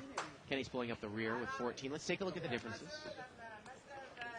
And Dave is down $500. Amir is up $2,200. And Mo is down a quick $2,000. There you go. Again, you can email us at liveatthebike.com. Questions, comments, suggestions, as always.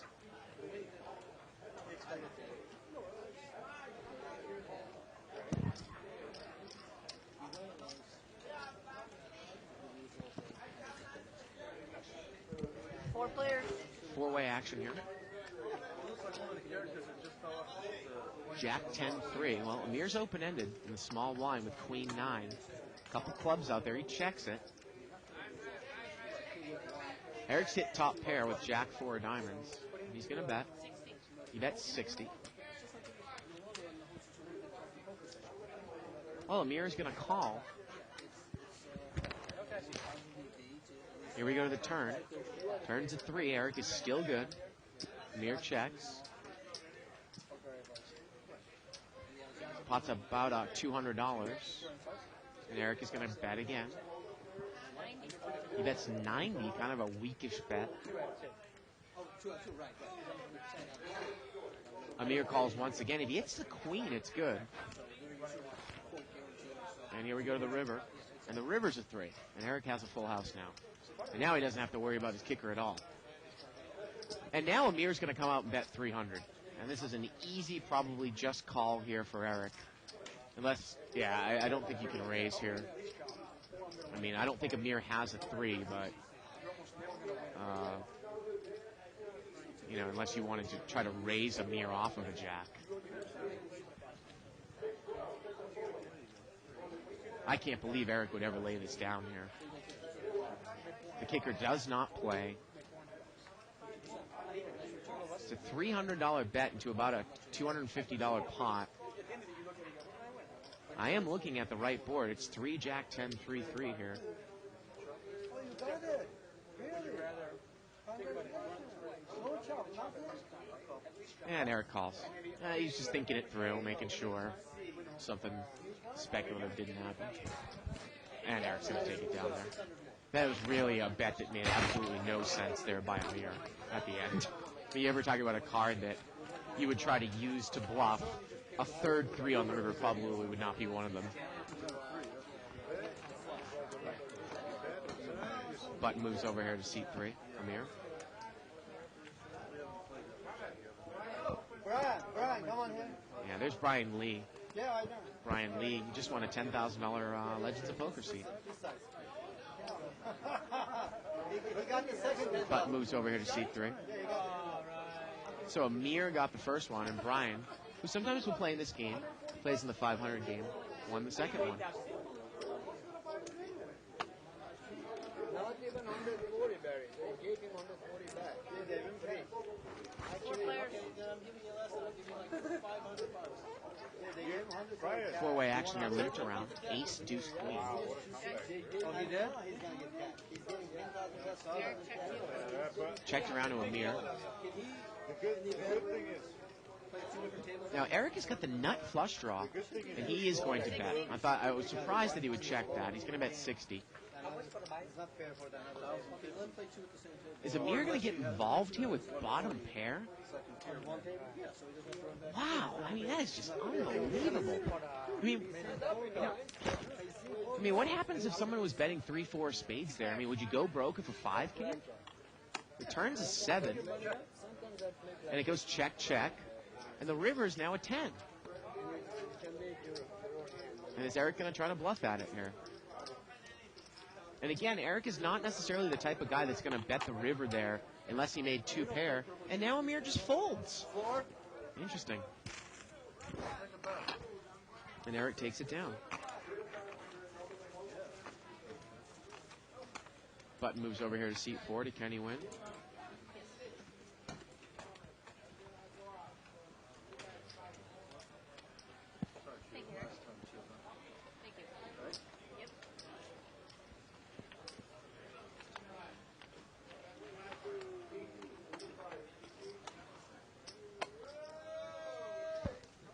Interesting email here by Alan Lee, who we sometimes see on the 3 to 5 game. Get to it in a second. George Giorgio's got ace queen over here. He's going to pop it up to 120. All right, who wants a drink? I'm buying. Send one back here, Barry. Ray, okay, cool. We're going to do something. And you can tell Barry out there that I'll take a St. Pauli girl. I'll toast to Germany right in Tuckman's face. A St. Pauli girl. Dark. Dark.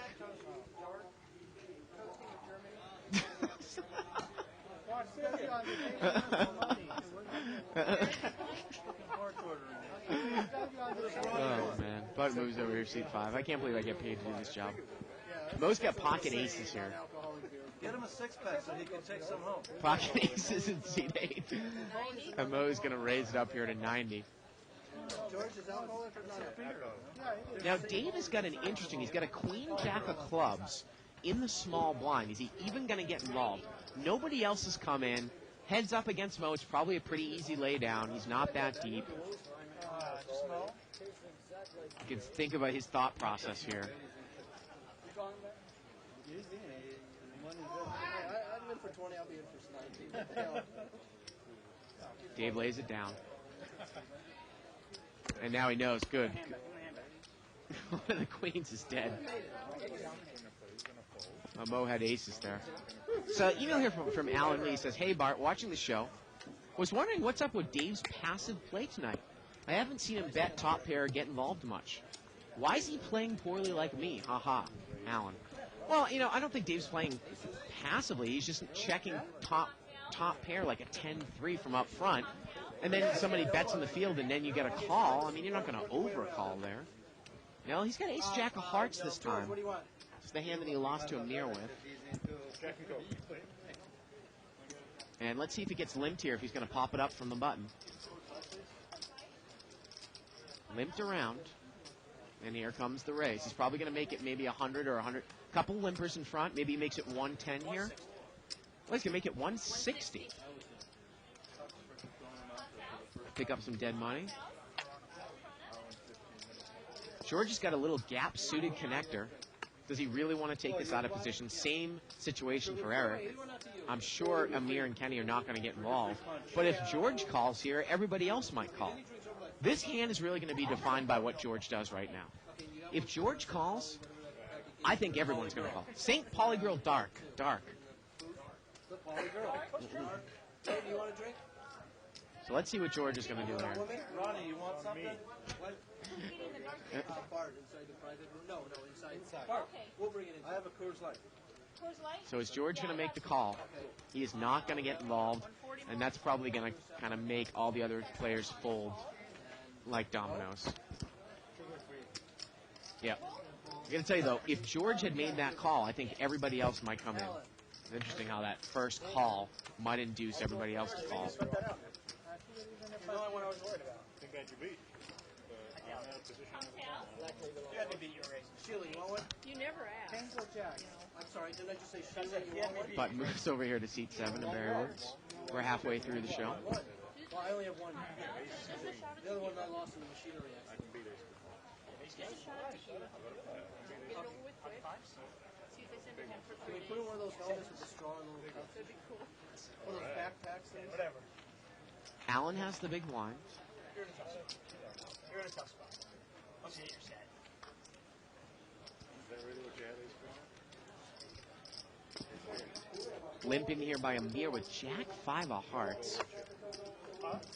David's got garbagey folds. Mo's going to complete. And we're going to see this one 4 ways. 4 players. Limped around, $40 pot. Or $80 pot. Ace, king, deuce here on the flop. 80. I don't mind that. And Ruben's going to come out and bet with a weak ace. He's going to bet 80, and that's going to get it done. So I have minimum 2 overcards or an overcard. Now again, you know, speaking of my personal bankroll, I don't really like to play in this game all that much. I'll take shots when the game is really good. But if the game always played like this, I'd have no problem with it. It just seems that every time Mike is here, he plays in this game, and it makes the game play like maybe even a 20-40. It makes it play so much bigger than the 5-10 that I'm accustomed to. You know, it's just not even close. Just for... Could have been a complete bluff. Because I saw 20, 20, 20, 20. I go, wow. Well, ace, queen of hearts here for Dave in seat 6. Pocket 8s here for Allen in the small blind. Now, Amir's limped in with 3s, and this is probably going to go raise. Allen's going to call, and Amir's going to call as well. And this time Dave makes it 110 to go here. I'm sure Allen is going to call. And Barry Woods is going to call with queen 7 of diamonds. Are you kidding me? My God. Jeez, Barry. He's going to bring Amir in for sure. Oh, you don't suck out of me. And here we go. $450 pot going 3 ways. Is Barry going to lose money if he hits a queen? Here we go to the flop. Wow, look at this flop here. Now, Amir's got a pair and a straight draw. Allen has an overpair, and Dave, once again, has overcards and the nut flush draw. It gets checked to Dave, and if Allen plays this as a check raise, I don't think he's got enough money to get Dave off the hand. Dave is going to bet pretty big here. He's going to bet 440. He's going to bet the pot. If Allen makes the check raise all in here, I think Dave is going to have to call. Is Allen going to get involved here with the overpair? Is Amir even going to fold? Let's see what Allen's going to do. Again, I don't think he's deep enough to get Dave off this hand. There's no way Dave's going anywhere with this hand. His overcards are good, and his flush cards are good. The pot is now about 900, 440 for Allen to call.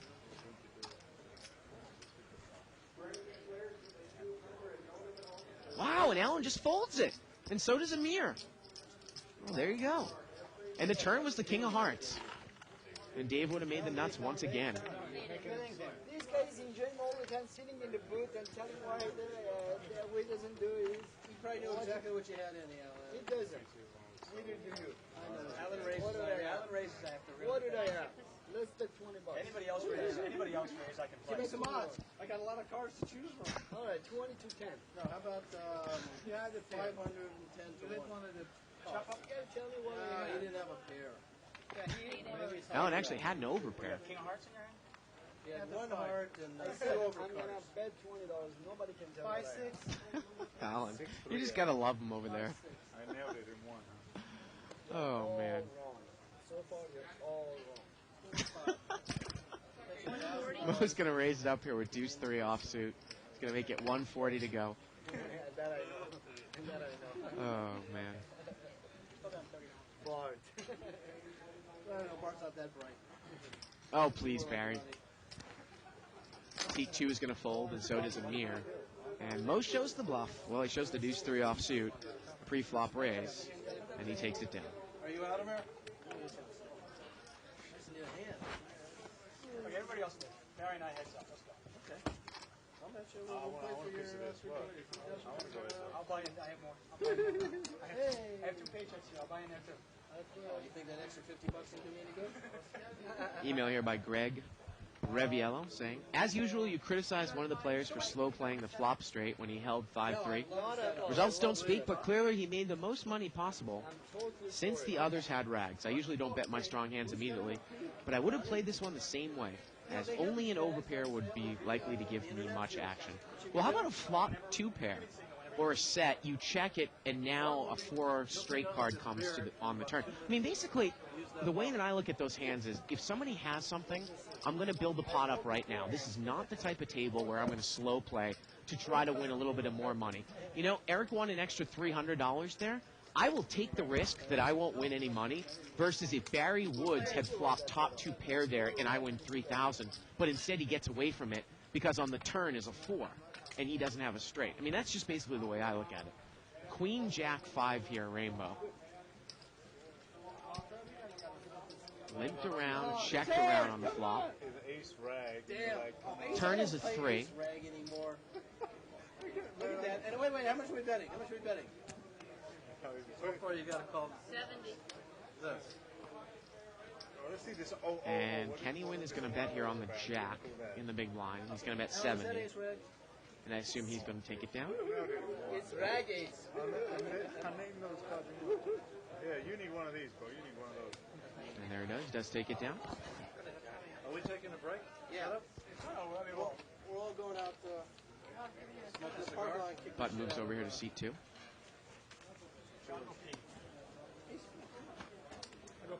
And they're going to have a setup here. Donna, this is a normal game. We can't let these players do this. Come on, we're going to keep going. Jesus. Yeah. What is this, a tournament? We'll be right back. We'll be right back.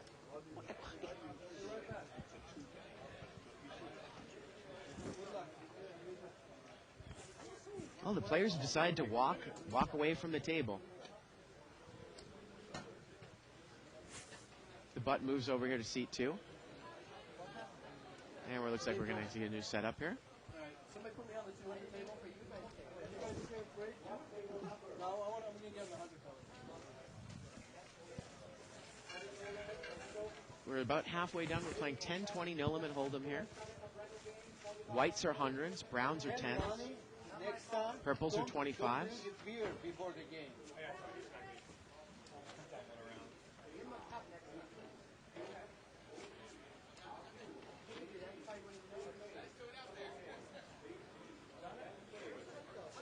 I just feel like I want to go out and berate everyone that has something that plays on the show and has something to do with the show out there. What is this, a special night? Everybody here in the booth here is walked out to try to figure out what's going on the floor, and I'm in here by myself. I would cut to the camera if I was in here by myself, just to you know, for the camera to look how bewildered I am right now. 5 table lines, right? 5 table lines. $5, $10. Everybody has exactly the same shit. First time in the history of Live at the Bike, and I just spilled water all over myself, but I'm still alone in the booth, so nobody saw it. Oh, now Isaac's back. He can. Absolutely bewildering. Can't even speak now. I'm such in shock. So Brian, you got your feet. All right, let's get the cards in the air here. What? I got the soap here. I got the soap player. This not. The button's going to be over here in Eric's hand.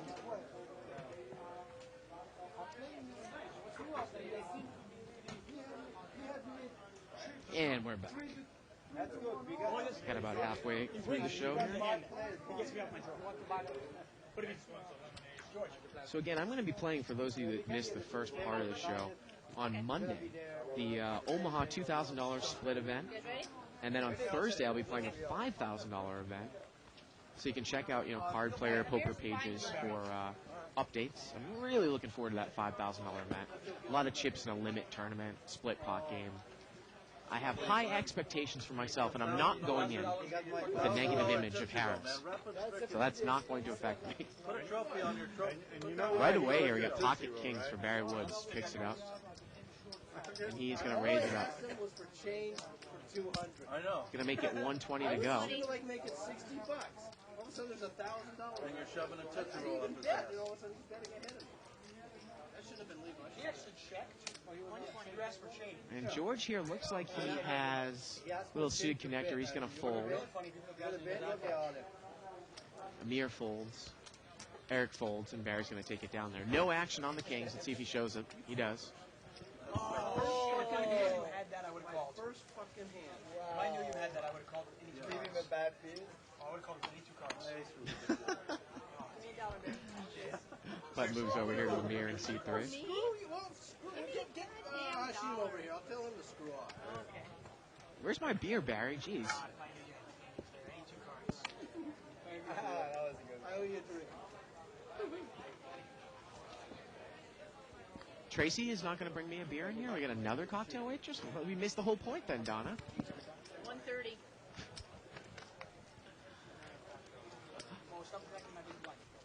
$130 raise here by Mo. King, Queen of Hearts. You know what to do with it, right? Give it to Mo. And Dave is, I do not believe he's going to get involved here. I think he's got deuce 5. Deuce 9 offsuit. Mo takes it down there with the King, Queen of Hearts. Looks like the players went out on a little sugar rush, got some Tootsie Rolls, cherry cordials, cherry blossoms. Button moves over here to seat 4 to Kenny Wynn. Not a whole lot of action so far in this game. Gonna buy the button here. And Ruben's going to come in and buy the button here in seat 5. I call every single raise you get. I promise. Luckily for me, when I go to Vegas, I'm actually staying with a friend the first week. Like I said, I'm going to be going and playing in those 2 events. So I will be doing some, having a little bit of party time, barbecue, July 4th. When I go back, I'm actually coming back, leaving on Sunday, coming back on Sunday, and then I'm going the next Thursday so that I can head in for the $3,000 Omaha event on that next Saturday. And that's probably when I'm going to be really, really straight business, all poker. This week is just going to be a little bit of an introduction to me. Mo's going to pop it up here to 60. Early position here with 6-4 offsuit. Now, Eric's got 9-10 of spades. He's going to make the call. Kenny Wynn is also going to call. He's got ace-10 of hearts. And Ruben calls with 8-6 offsuit. And here we go. We've got four-way action here. $250 pot to the flop. Mo, the pre-flop raiser. And Mo flops the nuts. Unbelievable. And Ruben is open-ended. And Mo's going to make a little tiny continuation bet here. He's going to bet 120. He had raised it with 6-4, and the flop comes 7-5-3. And Kenny's got bottom two pair. Wait a minute. No, excuse me. Kenny has got ace-10 of hearts here. He makes the call. And I think Kenny's trying to set up a play here. Kenny does not have 5-3. He's got ace-10 of hearts. And Ruben has got a straight draw. He makes the call here with 8-6. The turn is a 4, and now Ruben's got the nuts. Oh, man. Mo has got a straight with the 6, but Ruben has the higher straight. Oh, what a brutal card here on the turn for Mo. He bets 700. Ruben's going to move all in, and Mo is going to call here. Oh, that is unbelievable. Mo makes the call, and he is drawing. This pot's going to be over $5,000. Unbelievable. Mo needs an 8 and only an 8 to chop it up. And the river is an ace. Absolutely unbelievable. Wow. Raise it up with 6-4. You flop the nuts. Someone has 6-8. They call, and the turn's a 4. Oh, that is brutal. And I think Kenny was going to make a move on the turn. Wow.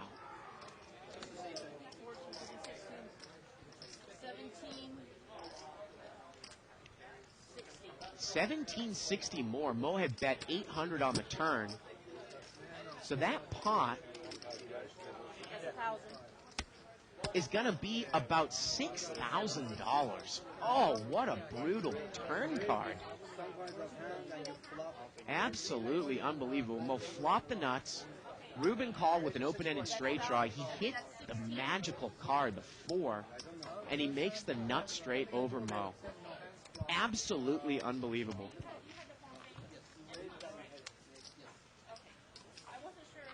I mean, what are you going to do there if you're Mo?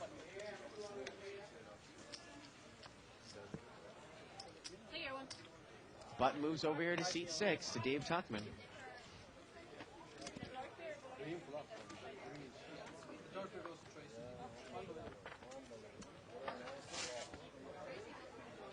I mean, what an absolutely brutal beat by Mo. Or to Mo by Ruben. Unbelievable cooler card, as you would say. Wow. Button moves over here to seat 6. Hey, there's my beer. And my girl. Oh, what's up? Oh. Right on the air. Your hair's messy? Wow. Thanks, Tracy. You made my night. I did. Woo! 8-10-6 here on the flop. Betting 70. Wow, I'm in shock once again. Every Friday. Heads up. We're a heads up here. Turn is a 7. Barry Woods here. He's betting a 10. Now, Allen called him with nothing. Well, he's got middle pair, and he picks up a flush draw now. And now Barry bets 130. And I don't think Allen's going anywhere. Allen's got him out-kicked, and he has a club draw. Barry is in real bad shape here. And the river brings a club, and Allen's made a backdoor flush. Barry checks, and Allen bets 300. And Barry mucks. Barry mucks. Wow, what an unbelievable hand there for Allen making the backdoor clubs. It's Allen? Forget it. They're toasting here. I'm toasting Germany. Go Germany. I now have adopted Germany. To Germany. Button moves over here to Barry Woods in seat 7. When did you come to Chelsea? Let me guess, 2 years ago? Now look at George calling Tuckman out. He's like, when are you a fan of Chelsea? My father-in-law took me to a game. Love it. And play Arsenal. Ray, 60 total, but I love watching it. I was like, oh, wow, this is cool. $60 raise here by Eric with ace-jack offsuit. Now Amir is going to call with an ace-9. He is dominated. I like them well before they were. Barry Woods is going to call. Like the number 3 team and the number 4 team. He's got king-jack of clubs. So Eric has got both players here dominating with the ace-jack. Three-way action. It's about a $200 pot. Here we go to the flop. King 10-6 here, and Barry's outflopped him. Eric's got a gut shot. Let's see if he makes a continuation bet. You're not necessarily in there to catch your king if you're playing king-jack of clubs. And you wonder, maybe Barry's going to call once here. Eric's going to come out and bet. He's going to bet 120 into about a $200 pot. Might Barry kind of raise here and see what's going on?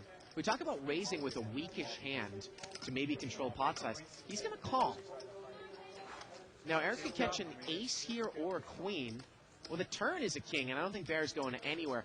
Now, the funny thing here, though, is that if Eric kept firing at you, that king really doesn't change much. Now, if Eric slows down there, he checks, and I assume Barry's going to check. I assume Barry's going to bet now. I mean, if Eric has ace-king here or pocket tens, Barry is still losing. But I've never seen Barry really lay down trips, and he's going to bet. He's going to bet 500. 500 into about a $500 pot. Thanks, Barry. You're welcome. And I think that's going to do it here. I don't think that Eric is going to continue on. I mean, Eric only has a gut shot here to the queen. I mean, he obviously has induced a bluff here. The board was really not draw heavy. Might Barry make this bet here with queen-jack if he called with queen-jack? I mean, Eric is in a world of hurt here. He needs a queen and a queen only.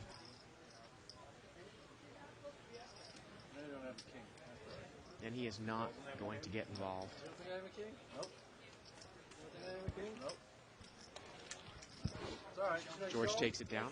Excuse me, Barry takes it down. Shows the. He's going to show the king? What's that? He showed the king. There it Yeah, at is. least I found out. You would have seen it. Yeah, you're right. When's the next home Good game? I hair. can take all your money. Email here by Rob Rosenberger saying, only on Live at the Bike, a live unscripted show, will you ever see the players bail out for a smoke break? Now that's a reality show. Keep up the good work. I can tell you, that has never happened in our cash game. And it was kind of like it was Tuckman's fault. He's like, oh, we'll get up for a break. It's like, what are you doing, Dave? It's not like gambling.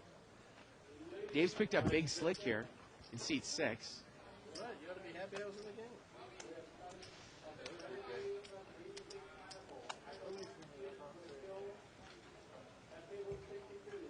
And he's going to raise it up here. Ray, make 110 total. He's going to make it 110 here.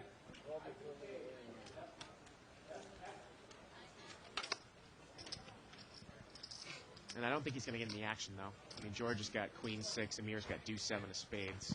Amir actually limped in with deuce 7 of spades from up front. And Dave takes it down. Got about an hour left in the show. Another email here from Rick saying, I feel for you, Bart. Break absolutely mind-numbing.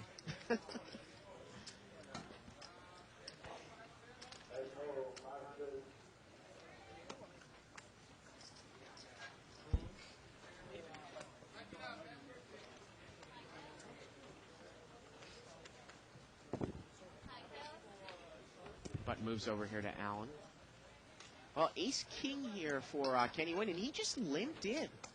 And Ruben just limps in with ace-queen. Barry Woods has got a suited ace, and he's the one that's going to raise. Pocket 9's over here for Allen. Allen's going to call. Funny thing with Barry raising there, if Allen wasn't in the hand, chances are Kenny and Ruben, if they don't limp re-raise, would probably miss the flop. Now, let's see if Kenny is going to play this for a limp re-raise.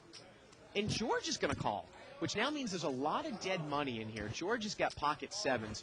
Might Kenny win limp re-raise? He's on the short stack, it looks like. It's a $140 raise, a call by Allen, a call by George.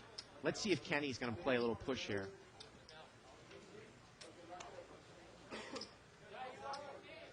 I have a feeling he's going to push, and he does. And there it is. It's an easy lay down for Ruben. It's an easy lay down for Barry. Allen's probably going to get out of there. Allen actually is in really great shape there with 3 of the aces being dead. I mean, Ruben can't believe what he's seeing here. Maybe he was going to pull the limp re-raise with ace-queen. You never know. I mean, Barry pretty much has garbage here.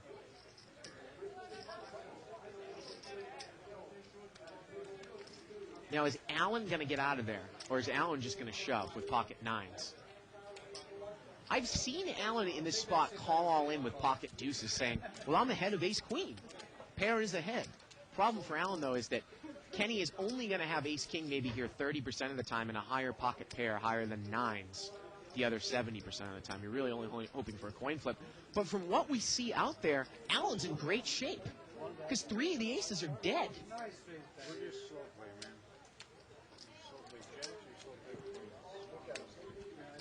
And Allen's out of there.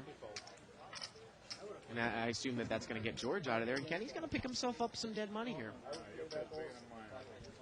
And George says, your pair is bigger than mine. Shows pocket 7s and he folds. Kenny win with a nice play there.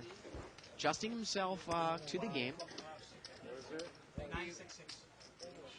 I saw the 6 in the 9. Johnny on 2+2 says, Bart, you better join the Full Tilt team if you want your name mentioned in the card player coverage.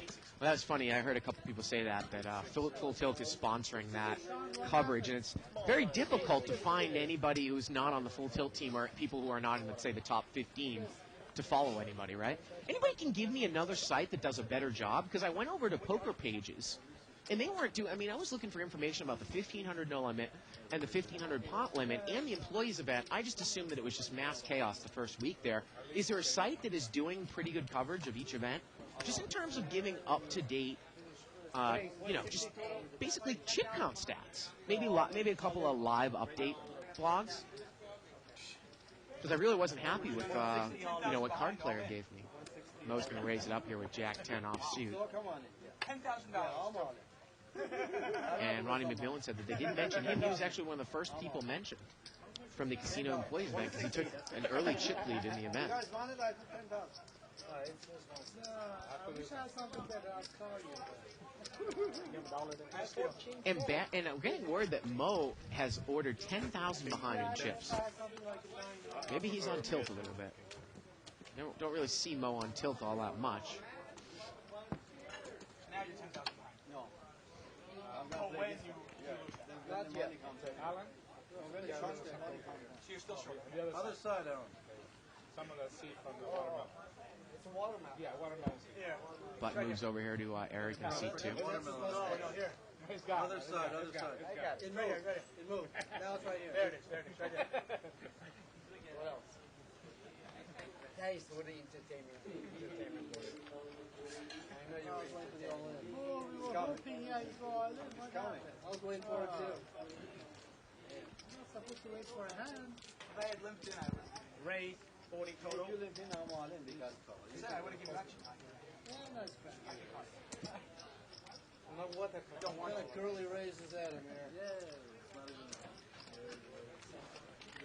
Now we had a little raise here. I believe it was by, was it Amir?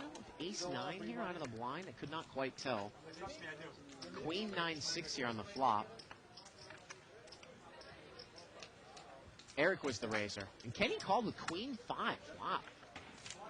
And Eric's hit top pair, and Kenny's in kicker trouble.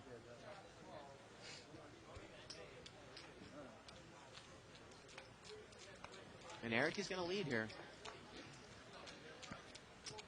120 is the bet. He's going to bet 120.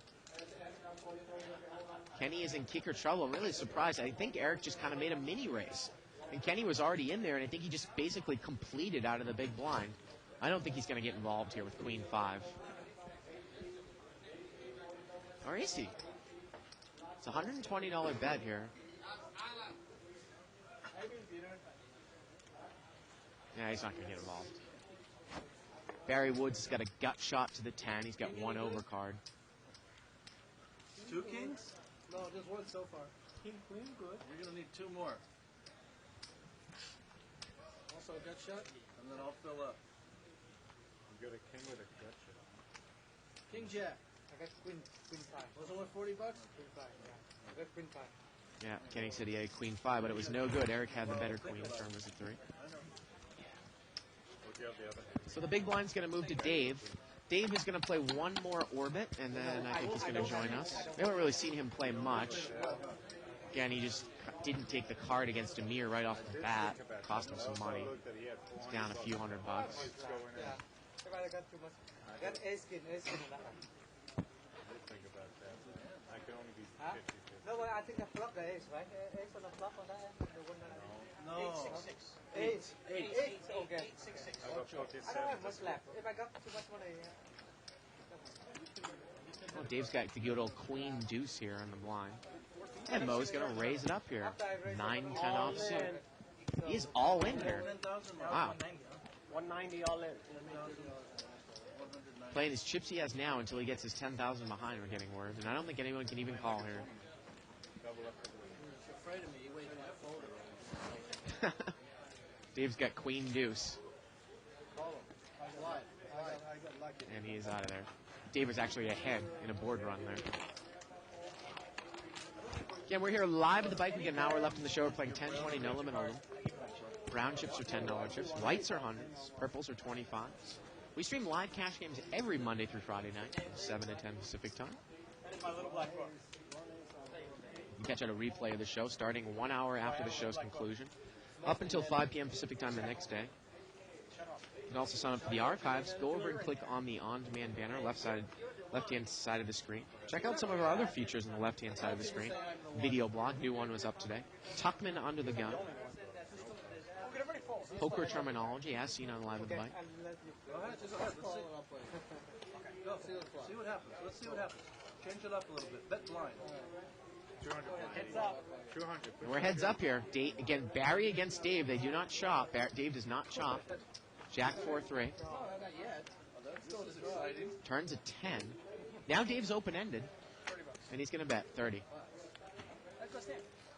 And is Barry going to call him with ace high? He makes the call. Oh, man. Here we go to the river. And the river's a king. Well, Dave missed. And he's going to bet 60. Bet 60 here. And he bluffs Barry Woods off the ace. See if Dave shows the bluff. Yep. Almost. Oh, shit. I thought I had a straight. No, you got a flush draw. With queen. Yeah. As those famous commentators say, what the hell could Barry beat? Why? Yeah. So I fucking told me. Bad player, Barry. I played the $30. You're a bad player. Well, that I know. Of course. Here's $1. You're a fag. Oh, the great Barry Woods. Oh, man.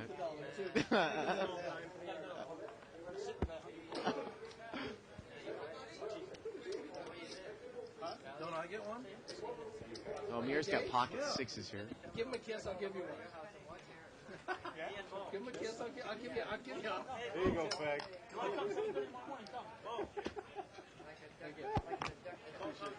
You're all invited tomorrow. Where's the action here? It's on you, Barry. The action is on you. Mo's got ace-jack offsuit here. And Mo's going to raise. And he is all in once again. Now let's see if Amir calls here with pocket sixes. Above the fireplace. 170. And I think Amir's going to call. I'm betting Eric's 7:30 in the morning. You want to play? You want to watch? This is yours? Amir does call. That's going to get Barry out of the hand. We are going to see about a $400 board run here. One of the jacks is dead in Barry's hand, so Mo is probably about a 58 to 60% dog here. Barry folds. Call the fag again, throw him a chip. And here we go. Sixes against ace-jack. I didn't see my hand. Really? You got 2 overs in there? Very good. Very good. About a $400 pot here. Here we go.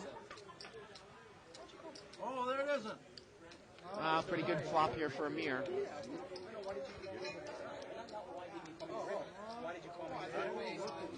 Mo's going to need an ace or one of the two remaining jacks here on the river. He does not get it. And Amir is going to kind of bust Mo out there.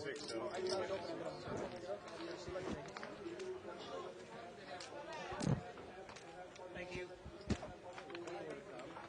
Diana, I'm plus 29. And I assume that Mo is going to buy in again for 10,000. We got word from him. He's going to buy in for 10,000. And we're getting word from Dave that he is up $29 in the game right now. Well, you give my seat up before box up. You gotta play so I get And there's Mo's 10,000 in front. Ace King here for Amir. I gotta go in there and tell everybody why you No more blind all-ins for Mo now, huh? No. George is going to limp in here, and Amir's going to raise it up. raise, make it 70 total. Going to make it 70 to go. Time, please. I'm sorry, I didn't see Kenny's cards. I apologize. Now, Allen's got a little 6-7 of diamonds here. The table will pick me up, otherwise put a box over. So, is he coming? Flyer. I said, you're all invited, 7:30 tomorrow morning. My house. Four-way action here. And Kenny's in there with King-Queen. He is dominated. Well, Allen's picked up the best hand here, 5-6-5. He checks it.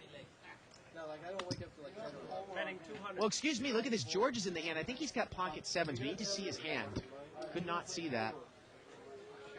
We need to see George's hand in seat 1. And he's got 7-8. He's just open-ended. So he does not have pocket sevens, and Allen made the call. And here we go to the turn. Well, the turn's at 10. Allen is still in the lead here. Pot is about 600. Now, will George bet here, but maybe put it out on a draw? No, he takes the card. And here we go to the river. And the river is an 8. And George has actually got the best hand. And now Allen's going to throw a little bet out here. He's going to throw a little $300 bet out here. And George calls. And George is going to win it here with the 8. Takes down about a $1,000 pot there.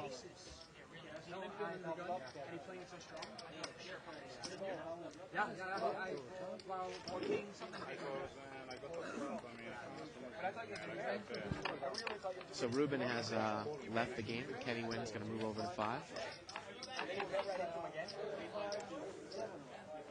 Then when you move all in, I go, wait a second. Actually, I played a little bit early over there. He played high. Yeah, right. But I can't believe he's going, sir.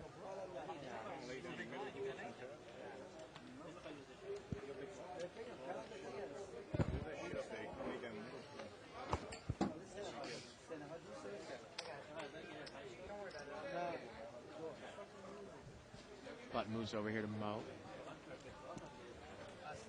Dave's got 9-10 off suit here.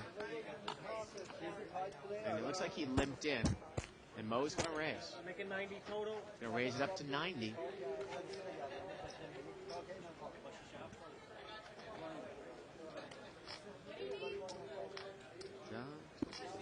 And George's going to fold here. Amir's out.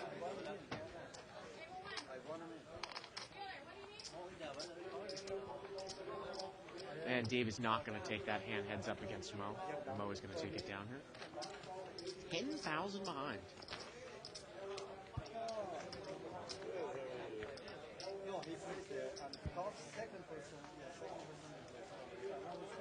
Button moves here to Allen, seat 9.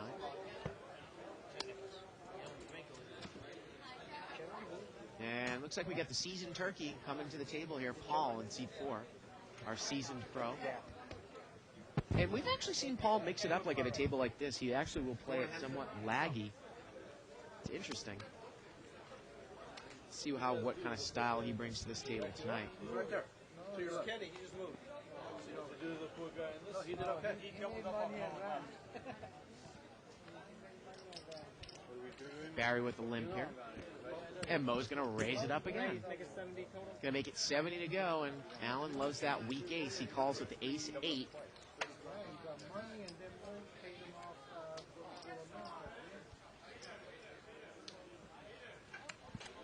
Barry's going to call here with 8-10 off suit.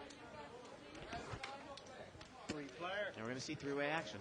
Barry's dominated here. He catches an 8. Here we go. And now Mo flops another pretty nice hand for that nice flop for that hand. Open-ended. And look at this, he bet 700.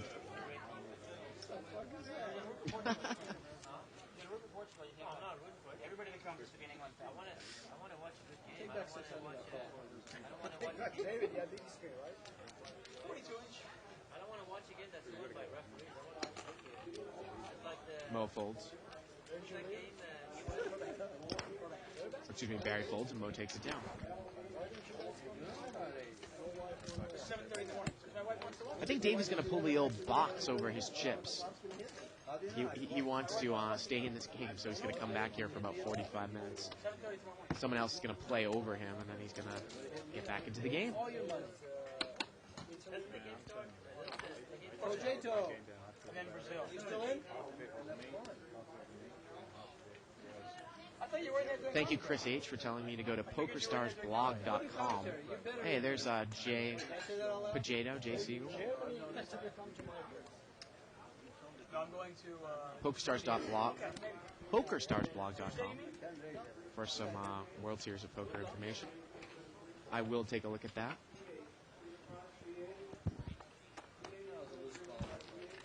Buttons over here in George's hand. Five-way action. Limped around, queen 6-7 on the flop. Well, Allen's open-ended here.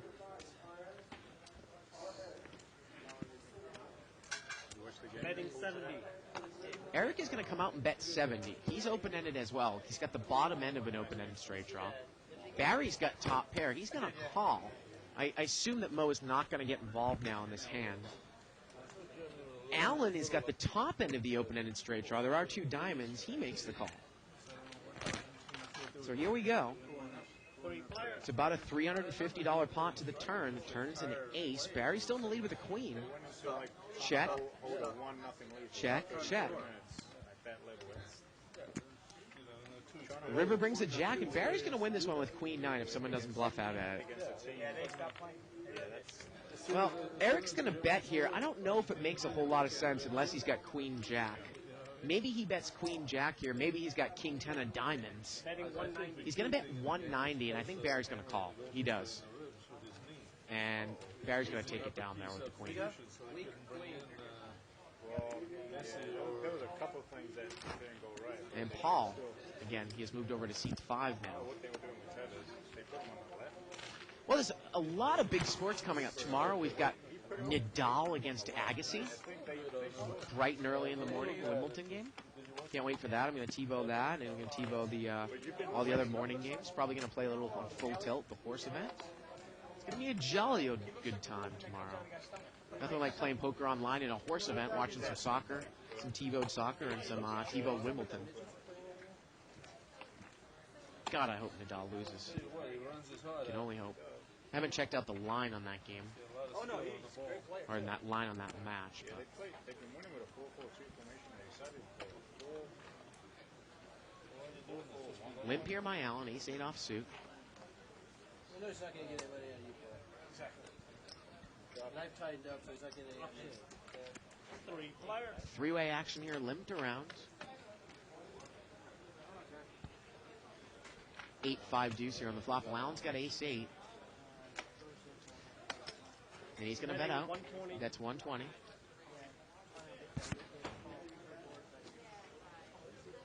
And Allen is going to take it down here with the ace-8. There it is. Kind of been a slow night so far. Again, David is going to be played over by someone so that he can come back into the game, taking advantage of all the angles here at the casino. Yeah. Dave, why didn't you take the card on the turn, buddy? Are you kidding me? Oh, man. You know what? I thought about that. I'm sitting there, and I really, honestly, put a mirror on a small pocket pair. It's exactly what I thought he had. And I didn't think he would raise me, and I thought there might be some fold equity. Well, he raised you with pocket sixes. That's what I put him on somewhere between, somewhere around 9s, 8s. I thought there was a slight chance he might have a diamond draw, but I knew he didn't have a 10. I really didn't think he had a set of 4s. But obviously, once he raises me, there's nothing I can do except fold, right? And the river brought a diamond. Yeah, Jack 8-4 here, a couple diamonds. Limped around here. Betting 70. And Paul's going to come out and bet here with middle pair. He bet 70. Well, I'm happy. I got a nice little make-out session here with Tracy. I saw she came out and wiped her mouth. What was that all about? Paul bets out here, and Barry Woods is going to call with a very, very weak Olding. He does not even have a draw. Is he trying to, is he kind of floating again against Paul, trying to represent diamonds? And now the turn's an 8, and Paul has hit second pair. Or he had second pair, and he's hit trips on the turn. And why not bet it, hoping that Barry's got a jack, right? Now, Barry hasn't been getting many hands either, and I think he's getting a little impatient. I noticed that we were talking about it while we were sitting at the Yeah, table. what was Barry trying to set up here? Paul bets again. Yeah, I'm not quite sure what he's thinking here. Sorry, I wasn't more exciting. Yeah, I didn't play that many hands. Huh? Did you see my hands? I was thrown away. Jack 7, Yeah. King 3, 9 deuce, 10 deuce, Queen 3. I was looking at this on willhill.com. Agassi is about a 2.5 to 1 dog against Nadal for tomorrow's game. I would imagine. He's a 2.5-1 dog? Yeah. Really? Well, you know what? He doesn't play well on grass, and it is Agassi's last. Well, Agassi, I mean, it's actually not Agassi's strongest surface, but plays a lot better on grass than Nadal does. Yeah, exactly. I mean, and it is his last one. It's kind of a Yeah. swan song, so you imagine he's going to go out strong. limped around. So it's pretty exciting. I finished up the evening up $29. Always very And excited. you're putting a box over your chips, huh? Three player. I Three-way put the action box here. over my chips, yeah. Limped around. Ace, King, Jack here on the flop. Well, Amir's got the best of it. How about Mo raising with 6-4 flop on the nuts and the guy turning a higher straight? I mean, that is sickening, isn't it? Yeah, it really Yeah. is. The play against Barry was just bizarre. Okay, Mira, 10 deuce With the off. King, Jack. Yeah, and the way that whole play, I don't know if you could hear what was going on, but it was almost bizarre. Amir, Barry's, Mo was sitting there going, I'm going to check raise, and Barry goes, how much? And he goes, oh, all of it. And he goes, okay, well then let's put it in right now. Yeah. And it was like, I mean, the whole point of that play is to have some fold equity, Well, I don't even know. and Mo took all of it out of it. Yeah, but there's no fold equity even Against even Barry if Barry anyway. bets. No, He's you're not right. going in with top pair with 1,000 left, is he? No, of course not. I know that.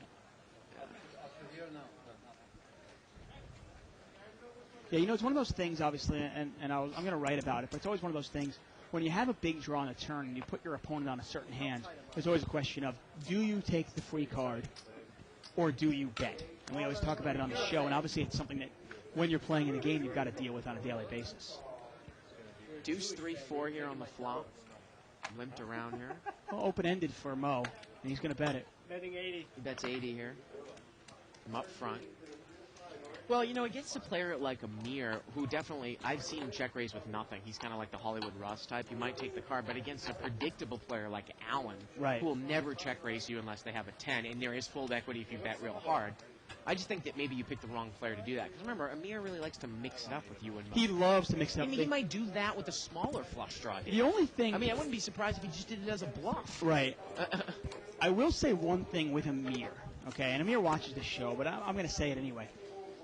I probably made that play about 6 times against Amir, where pretty much I take a long time with either a big hand or a drawing hand, something like that, and then I'll bet. And I'd say 5 out of the 6 times I've induced a check raise. Yeah. And 4 out of those 6 times he has check raised right into my nuts. So I've loved it. And of course, I call or I move all in, Yeah. and he feels pot committed, and he calls me and gives me all his chips. And I've done that probably 4 times already. Raise. Make it I thought maybe, Amir might be scared of check raising me with just a pair of 6s. Or 9s or whatever he might have. Paul's going to raise it up here with 9-4 of diamonds. And again, Paul sometimes plays it laggy at the right table. And here we go. So we're going to see a new player here in seat 4. Never played on Live with the Bike before. Is that Chris? Chris. Okay. Now, just for the record, I think the play he makes there, I think the check raise on the turn to $1,000 is such a bad play. And I play with Amir so often, I don't mind if I kind of allow him to do that, and I encourage it in the future. I mean, because you realize he's committing all his chips. He's committing pretty much his entire So stack. you would have called with, say, like... I'm calling with packet My jacks or question higher. is, my question is, and I brought up to the viewers, is might you check the turn with an overpair there on the turn? What would you have done if you had queens or jacks? On the I turn? call easily. But you would bet and then call a check? Yes, I'm inducing that check. I'm inducing the bet. Yeah. I am calling him with any pair higher than the board. I'm calling him at any pair. Barry raised here with king 5, and Mo called with ace jack. All right, and it goes check, check. Actually, I think that Mo was the raiser. Turns a 7 now. Barry still has nothing, but he's going to try to bluff out of here. Well, I guess not. Check, check. And the river is an 8. And Mo backs into the straight here. Yep. He's got a straight. I'm sure he'll bet it. And is Barry going to bluff at it, though? Well, I think if Barry puts a bet in here, you kind of make a little mini raise here. And normally you wouldn't raise this because most players would not call you. Right. But Barry might even call you with a 9. Right, right. You know what I mean? He might call with pocket 4s. Definitely. Yeah. Thinking that you missed your draw and you're trying to steal it back from him. So I wanted to get at this email that this gentleman sent Jason. I talked about it in the beginning of the show, but I didn't read the email. Hey, Dave and Bart. I know Tuck has a beef with Harris. I don't exactly know why it is, but I must comment on it. I work for Harris, and as I don't know what they're doing at the World Series of Poker, I'll have to say that they are a great company to work for. They treat us employees better than any other huge company that I know of. They do surveys constantly, and they really pay attention to them. For example, the last one they did, people complained about our cafeteria. When the results came through, they changed it. They also treat their players very well. They do a lot of work for charity, and so on and so on. So I wanted to bring in the other side of the equation. Once again, I have no problem with Harris at all. I think they're doing a fine job at the World Series. It's almost a... Mo raises here with pocket deuces, and Chris calls with ace jack. It's such a ridiculously huge task to try to accommodate that many people in a poker tournament. Well, Chris has got a third nut club draw, 3 flush out there. Mo's got the best hand with deuces. Is Chris going to get involved here? King 9-4, all clubs.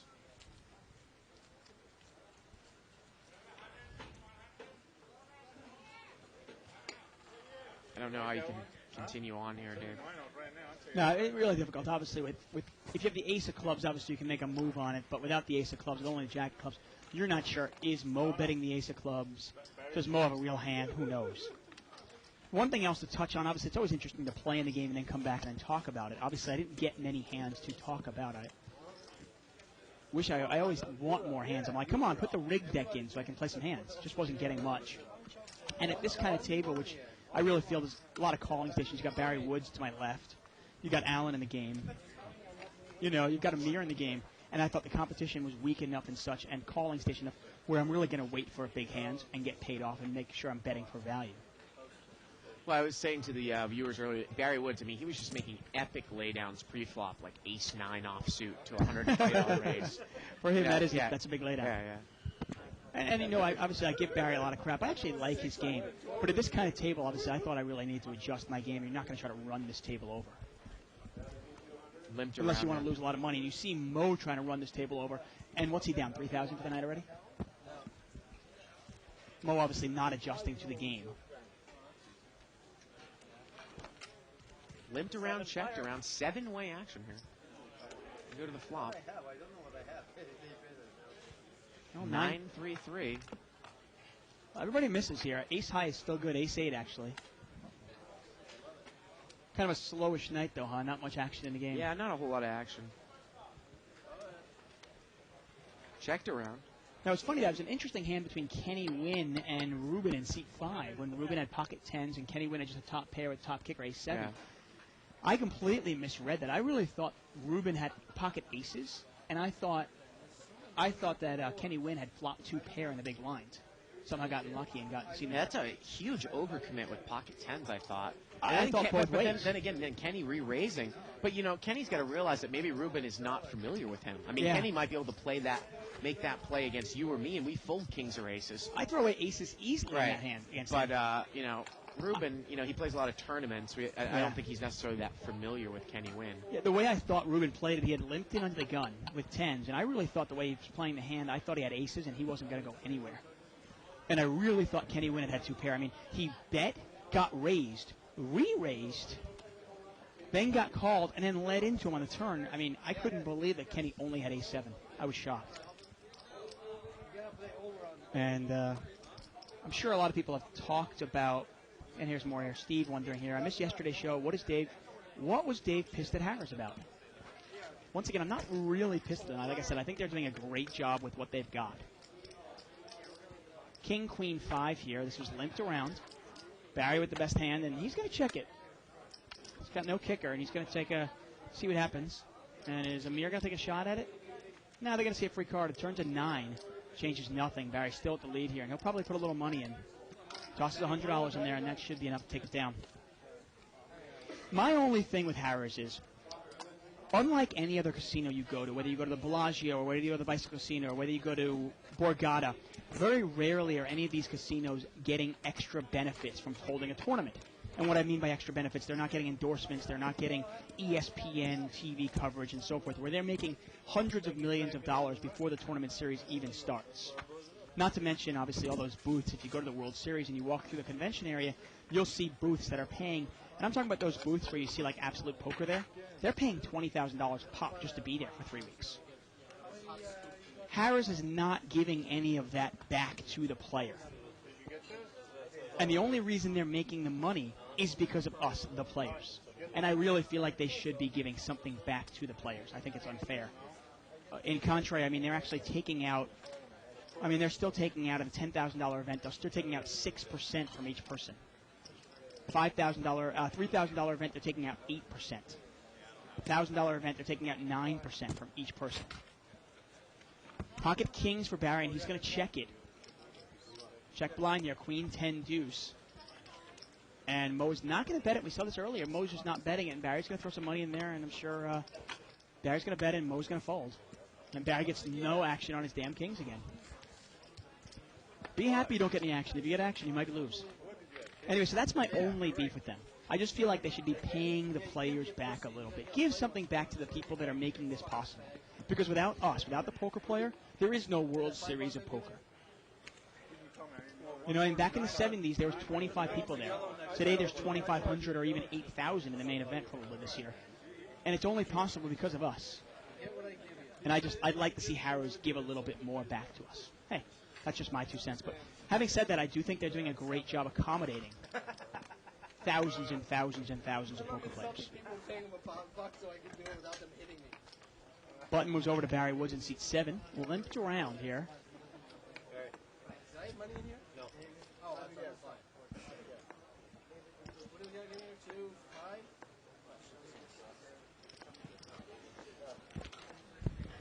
5? And we're going to say this limped around 5 ways. $100 pot. Actually, it's $110 pot. King 9 deuce rainbow. And I'm looking over here. I think seat 6 has King 8. And that's Damien. He's actually playing over me. Yeah, Dave, there's quite a showing for our mini-series event today. I was just walking out in the hall just a second ago, and tonight's event was a 200 no limit, so it's going to bring in a lot of action tonight in the ring games. I'm actually considering playing on Monday's event. Monday's event is a $500 no limit tournament. Think about playing that one. Yeah, of course, because I reminded people at the beginning of the show that we are dark on Monday and Tuesday of this week. So I was thinking of taking advantage of that, my long weekend, and possibly playing on Monday. I know you're going to Vegas on Sunday. So I figured maybe I'll play Monday, take Tuesday off, and I think I'm going to go to Vegas next weekend, probably. Now, more on that hand with Amir. If anybody was curious, I'm not sure if anybody on 2+2 was interested. Of course, hindsight is 20/20. It's very easy for us to sit in the booth or sit at home and say, God, why doesn't David take the card?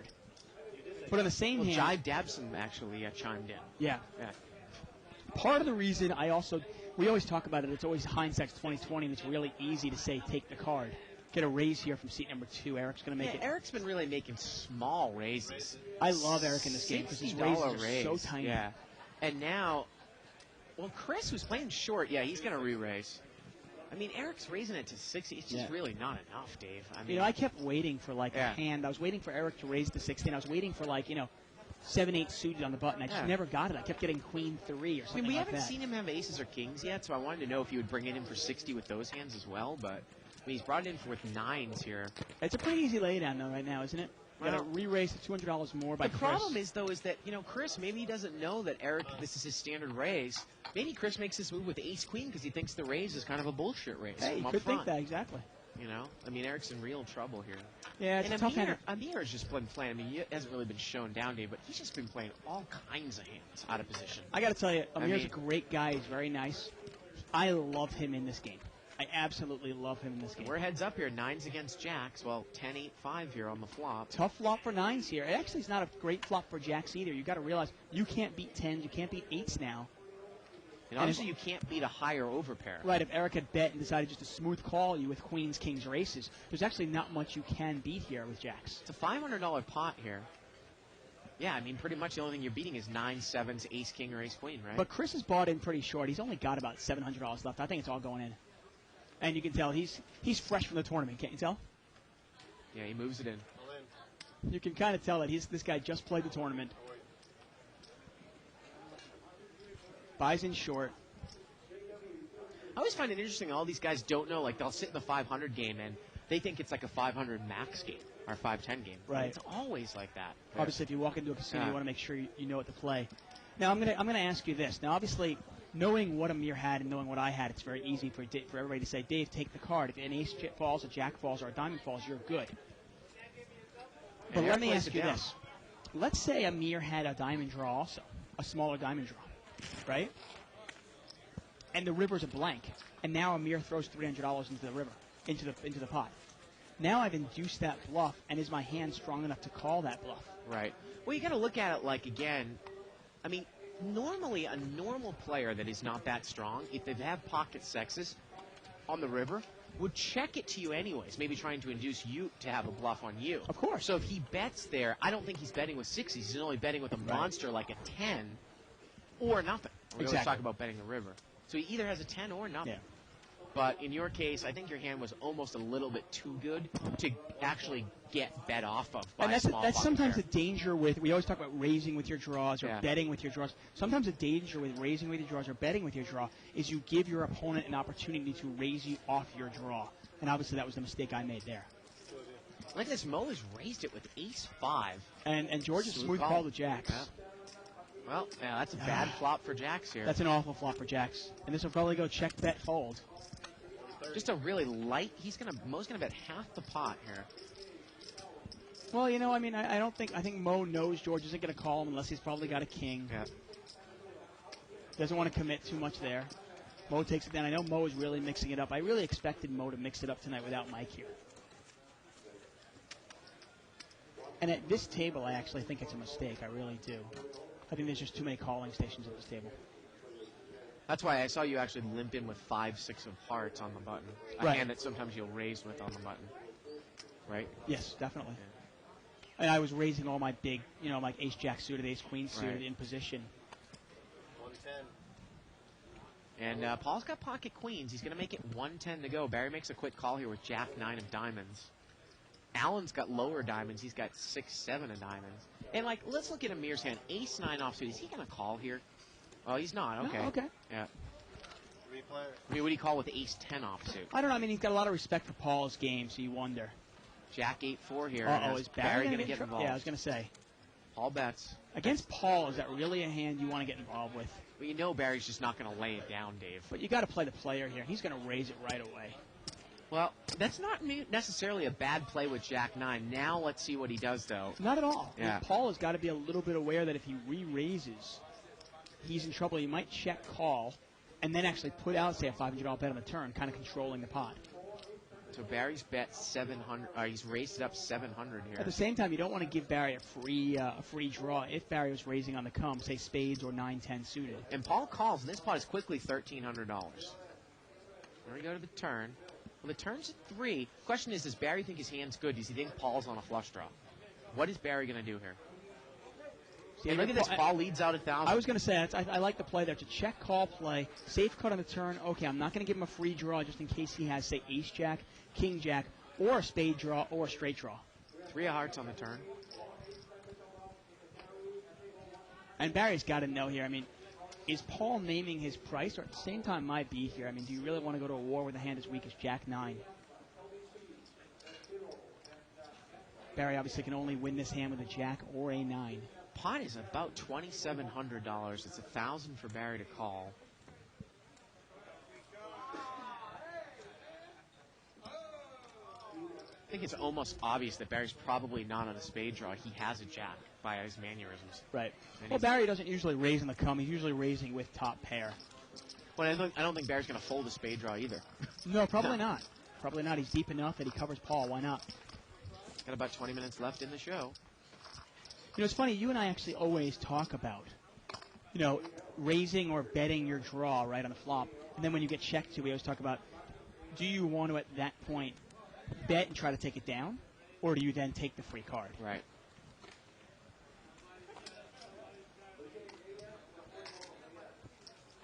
And hopefully, while you were out of the booth, I actually talked about Harris, and hopefully that'll put it to rest. Three-way action here. Ace, 9 ace on the flop. It's missed everybody. George is going to throw a little bet out here with king high. He's going to take it down. Well, the funny thing is that I don't necessarily know if any other different corporate casino would be doing it any other way. I mean, you might be mad at the situation. I don't know if it's specifically Harrah's to get mad at. I mean, that's my point of view. You see what I'm saying? Like if the group that owns, say, what's another big group in Vegas? Bellagio? Yeah. That owns, what is Bellagio and Paris are all owned by the same places, right? They run their tournaments differently.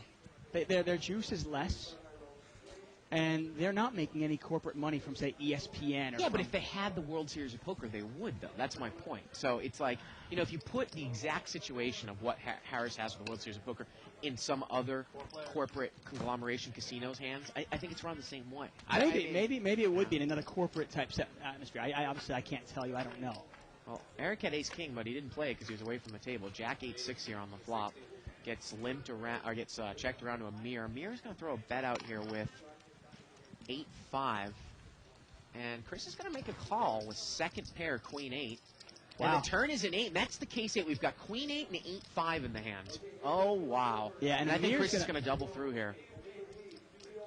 Amir's going to bet weak again. He bets 100. And I assume Chris is going to make a check raise here.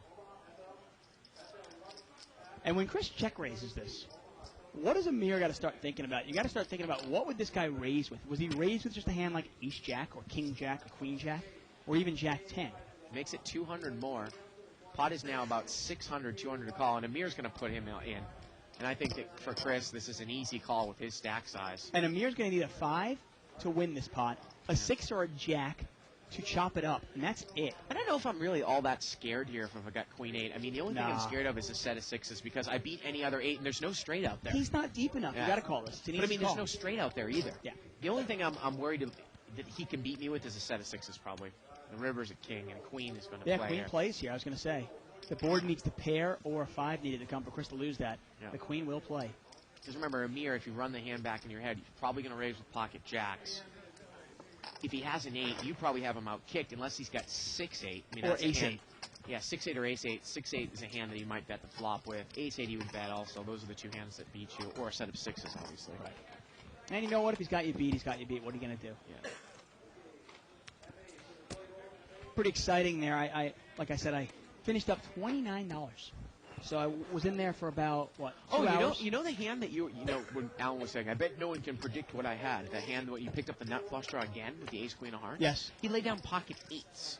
And what I was going to say was that if he check raises you all in, you're not going to be able to go anywhere with it. You have to call probably. The only thing is, if Alan check raises me there, I almost have to put Alan on a friggin' set. Yeah, maybe you don't think you're and I'm like, queen shoot. but I don't think he was that deep. I still think you're almost getting 2 to 1. Right, I've got to look at it as just a pure flush. And you don't think he would do it? He might do it with pocket 9s or 10s. I was a little surprised that he just folded there. So he was short. That's a lot of respect there.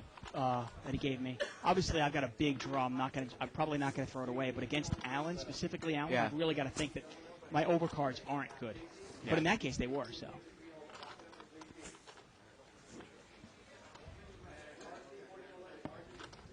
Yeah, we always. Yeah, Dave, thanks for initiating the table getting up in the middle of the show, taking a break. The first time it's ever happened on the show. I let's all take a didn't break. initiate that. You're like, yeah, let's take a break. I heard you say it. In actuality, what actually happened was Donna came out and said, "You guys want to do a setup?" And we said, "Why?" And she goes, "Ronnie needs to pee." And I go, "Oh, okay." So the setup comes over, 3 people get up, I go, okay, I'm going to go pee. Because Ronnie needs to pee. Really? Is that what happened? Yes, it's exactly what happened. Look at Ronnie putting his thumbs up. That was great. If you're going to blame somebody, blame Card Boy.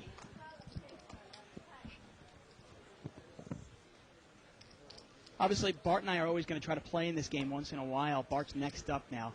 Try to put our money where our mouth is. Obviously, we talk about the game. We want to show you how we play it. Obviously, I hope most of you people, you saw me throwing away Queen Jack suited in the blind. You saw me throwing away King Queen in early position. Hands that are tough to play out of position. Limped around here. Got a $100 bet by Barry Woods. He's got 6-4. He's betting the bottom end of a straight draw here. Wow. 9-8-7 with 2 hearts. Boy, is that a weak hand on that part. It really is, but it's enough to get it done. Yeah. One of the reasons, it's funny, too, normally, you know my game, Bart. There were a couple of times where I was in early position, like in the blinds, and I flopped top pair with no kicker. Right, and you checked and folded it. And I check and folded, and it's funny, normally when I play, you know that I'm pretty aggressive with that, and I will bet right into the field. Right. But I kind of figured with this field, there was a good chance that I would be getting called by, say, Barry Woods, getting called by maybe Allen, getting called by maybe Amir, and then what do I do on the turn? Let's take a look at a chip count. Now we got 40,000 on the table now that Mo rebought and Barry rebought. Look and at now Paul. He's got 11,000. So all of a sudden this game went from playing small Dave to now having a lot of chips on the table. I'm looking forward to getting back into it. Paul's up a quick 1,600. George is up 1,500. And I was pointing out, I think Mo is at the wrong strategy in this game. I think he's trying to run over a game that you really can't run over. I think you've got to wait and be patient for the cards. And when they come, you will get paid off in this game. Paul makes a continuation bet here with King Jack, and he takes it down. But that's one of the reasons why it's funny. A lot of times we get questions like, what do you do in this situation? And the interesting thing is that oftentimes, I know there's a couple of times where I had 8-7, the flop came out 8 blank blank. And I just checked and folded. Where many times I will bet there, and I will play it very aggressive. Especially against passive players.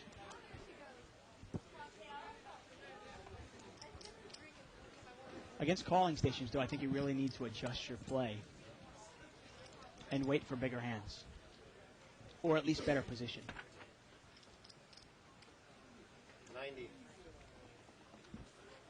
90. $90 raise here by seat number 6. He's got 3-4 offsuit. Allen calls with 7s. Amir's going to call. And that brings seat 4 in the hand. Amir with the old 9-6 suited. King 9-3 here. Well, Chris has got the nut flush draw here in seat 4. Damien has totally missed this flop. Well, he's get bottom pair, actually.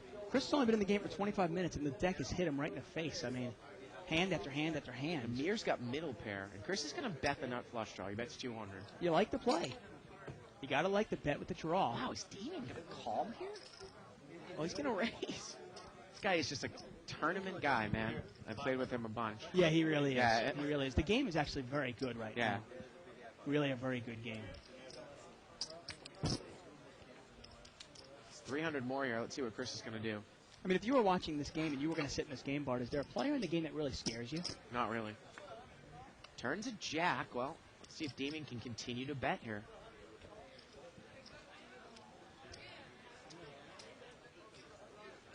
Wow. With just a 3. And he's going to bet. Pot's about $1,100, and he's going to bet $800 here. And I don't think that Chris can continue on. Pair of 3s, unbelievable. And this guy, I mean, it's not like, you don't want to say Damien, I don't want to give credit for Damien saying, oh, he's got what a great read. He knew this guy in a flush draw. He knew he could get him off it. No, he's just making a move. Because he feels like making a move. And that's a lot of players that play like that. They're just not going to sit there and patiently wait for the cards. One of the greatest things you can have is when you're playing a no-limit game, especially a game like this, is time. Patience and time. And you just sit there and you wait for the right situation, you wait for the right opportunity, where one of your opponents is going to make a mistake, and you can capitalize on it. Now, unfortunately for Chris, this was not the opportunity for him. The river was an ace, and that actually would have been good with the nut flush draw. Yeah.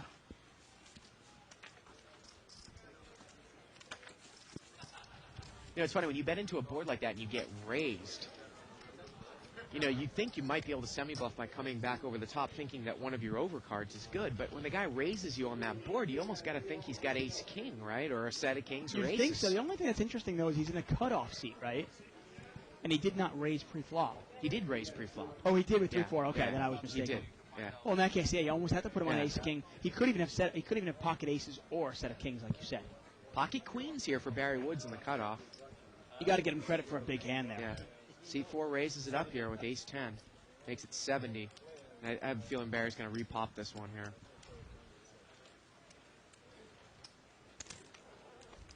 Oh, just a call there by Barry with the queens?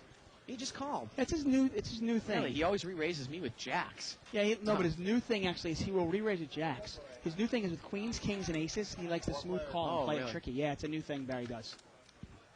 Oh, four-way action here. Well, how do you like your queens now, buddy? King, 9, king. Well, the real question, though, is there any way Barry ever gets away from it if someone has aces or kings on a rag board if he plays queens in this manner? Probably not. Because you don't get any information. No, yeah, with it. probably not.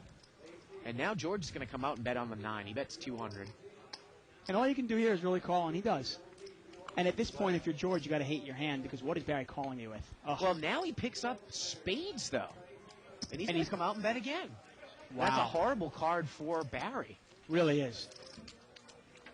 Just in case George had, say, ace-9. Remember, George's in the big blind, though. He could have anything. He could be betting a 9 here. He could have a king here. And the problem is now Barry's thinking, oh, I should have re-raised. Right. Are you just going to keep calling him down with queens here the whole way? This would be a horrible call if Barry makes this call, even though it's right, I have to say. I mean, against George. It's almost better a re-raise, isn't it? Would you ever re-raise him? Although I guess there's not much value to it. If you re-raise him and the guy has a king, he's going to call you. Barry folds. And the river would have been the 4 of clubs. Wouldn't have changed anything.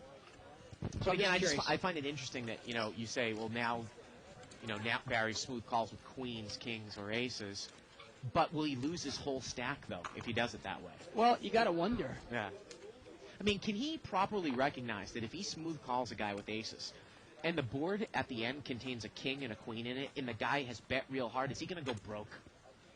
I don't think it runs through his head, Dave. If the board comes out 9 high, yeah, I think so. No, but if the flop comes out king, queen, 3, and the guy bets and he raises, and the guy pushes back, will he go broke with aces there? I mean, that's my question against a good player. Does it even come through his head that the guy that he might be beat? I think it does come through his head at this point. I mean, he's played an awful lot of poker now, but I'm not sure if he can get away from it. Aces are tough to get away from. A lot of people have trouble getting away from those. Raise here by Amir with king, queen. Oh, excuse me, but by Barry with queen, jack of diamonds, and Amir is called, and Amir has Barry dominated. Well, it misses both players here, 10-7 deuce. Barry does not follow up with the continuation. Barry's usually good about that. Turn is an 8. Barry's got a gut shot now in the 9. Amir checks. Another thing I will tell you about checking, about betting that turn. And the river's a queen, and both players have top pair now. But I don't know if anybody's going to bet it, though. I don't think Barry's going to bet this. Well, look, he's going to bet it for value. He thinks he's got the best hand. Wow. 500. Wow. 500 into like a $200 pot. Well, the only thing you lose to here, but if you're Amir, the way this hand played out, I don't think Barry, I don't think he, and Amir makes the call, I don't think he checks a set of 10s twice, but the only thing you lose to is so ace easy queen. for him to have. All right. If there's so many hands he could have there. I mean, he could have had, I'm trying to think of a hand he could have had. The queen makes there. 9 jacks already made it, though. Yeah, that's what I'm saying. I think the only thing he loses to is ace queen.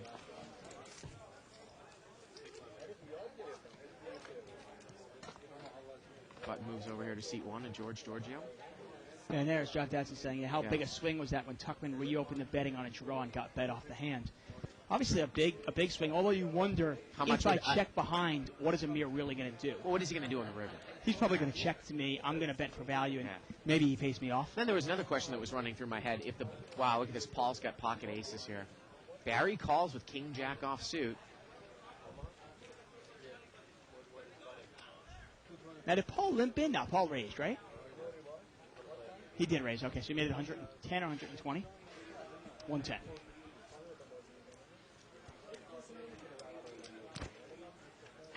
And here we go. Barry in there with that dominated hand. Well, easy for him to get away from that one, huh? Should be able to get away from it. Paul bets here, and Barry folds. He's getting a little frustrated. My question, though, was that if the board is paired, obviously, and Amir bets on the river, depending on how deep you are, I think you're automatically going to raise Amir. But who do you raise? How much do you raise? And if you get re-raised, what do you do now? That was my Right, question of course, on of course. yeah. No, it definitely is. Yeah. You know, the interesting thing was... Do you ever just call a guy on the river with a nut flush? I've watched Amir so much. We know Amir so well, and I played with him so much that I really thought he had a small pocket pair or a flush draw. Yeah. You know, and mistakenly, I thought there was some fold equity if I bet it. So you definitely would have raised him, because if he had a flush draw, you made a higher flush. Oh, then I'm definitely going to raise him, because I think he might have a diamond draw. Yeah. I think he might have gotten there. Mo's going to raise it up here with ace-10 of spades. Damien's going to call with pocket nines. And that is pocket nines there for Damien. Well, king, queen, 4, and not a good flop for nines. And Mo did not make the continuation bet. Well, the turn's a king. Now let's see if he bets.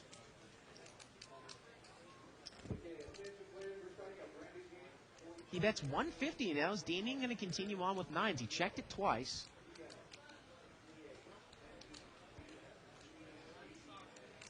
Usually kind of like as a trap, you know. He can't beat jacks or tens here. What does he think Mo's raising? But he's going to make the call here again. Yeah, it's unbelievable. Wow. The river is 7. Damien always thinks Mo is bluffing. Oh, yeah. And if Mo realizes that... And Mo bets again. 500. Bets 500. Well, I mean, you can beat Jack 10, you can beat hearts, and that's about it. Well, what would Mo check on the flop, though, and now bet the river? That's the real issue. Remember, we were talking about betting the river. Would Mo bet pocket jacks or pocket tens here on the river? He would slow play a set of queens. Would he check ace-king on the flop, though? Would he check pocket aces on the flop? I'm going to say this. If Mo had ace-queen here, would he even bet ace-queen here? Yeah. We talk about that all the time. Would he check ace-queen on the flop? You're 100% right. If you want to actually check out my article, Value Betting, go to Shirley Rosario's website, poker-babes.com. I wrote an article on value betting and the reason for it. And the reason for it, and one of the reasons why you and I have started making tougher calls on the river, is because we realize that most players are either bluffing or they have a monster. Because most players are not good enough to make bets with marginal hands on the river. Right.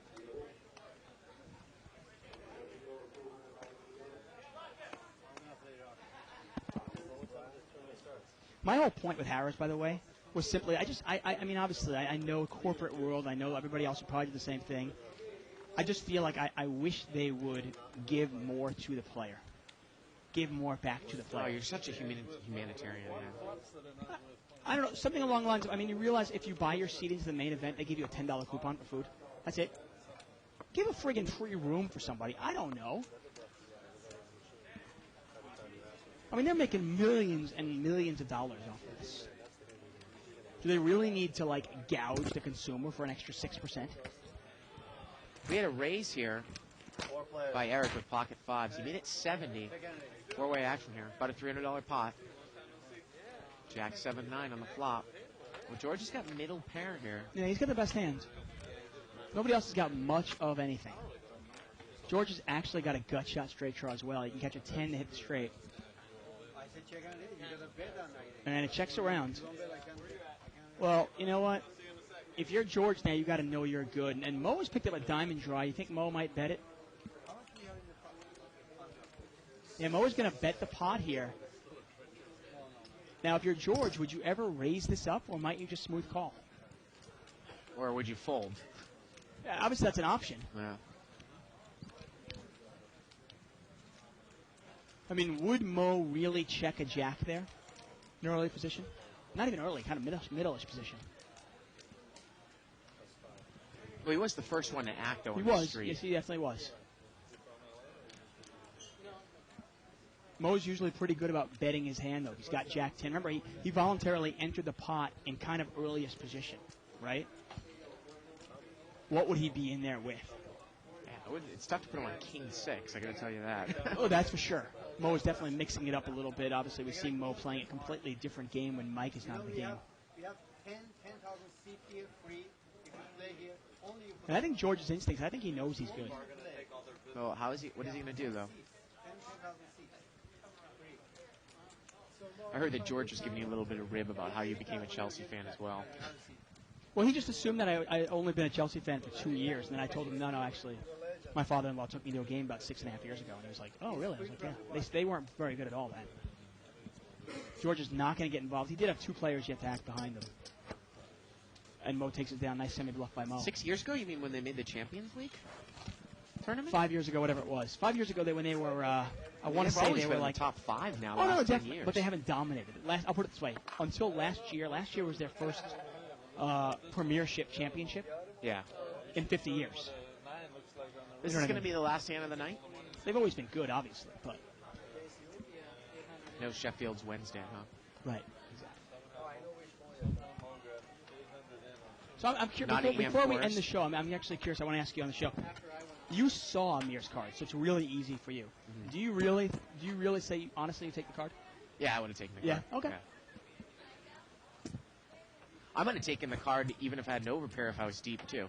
I And might you're have checked the bluff. turn. Yeah. I'm going to check actually, the river. You know what? With an overpair, I'm more apt to do it, although I really didn't put him on anything. That's actually what I said. If you go back and listen to the commentary, I said maybe Dave checks an overpair here, and now he bets.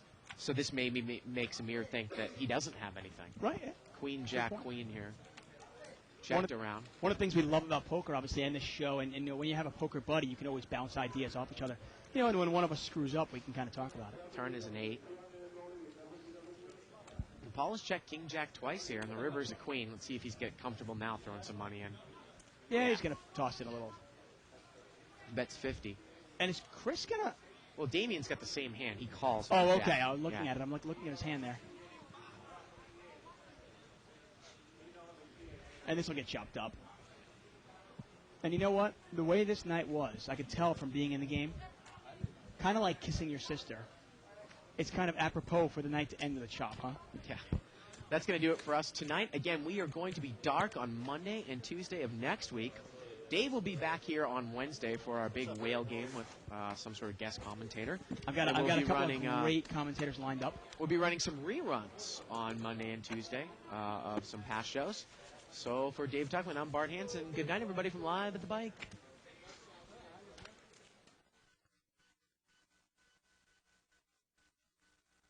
It's here. It's big. And it's closer than you think. It's not a tournament. It's what you don't see on TV. The cash is real. The stakes are high. They bet big. They win big. They lose big. High stakes live action poker. Live at the Bike. Watch it live on the web or play it if you dare at the Bicycle Casino right here in Los Angeles.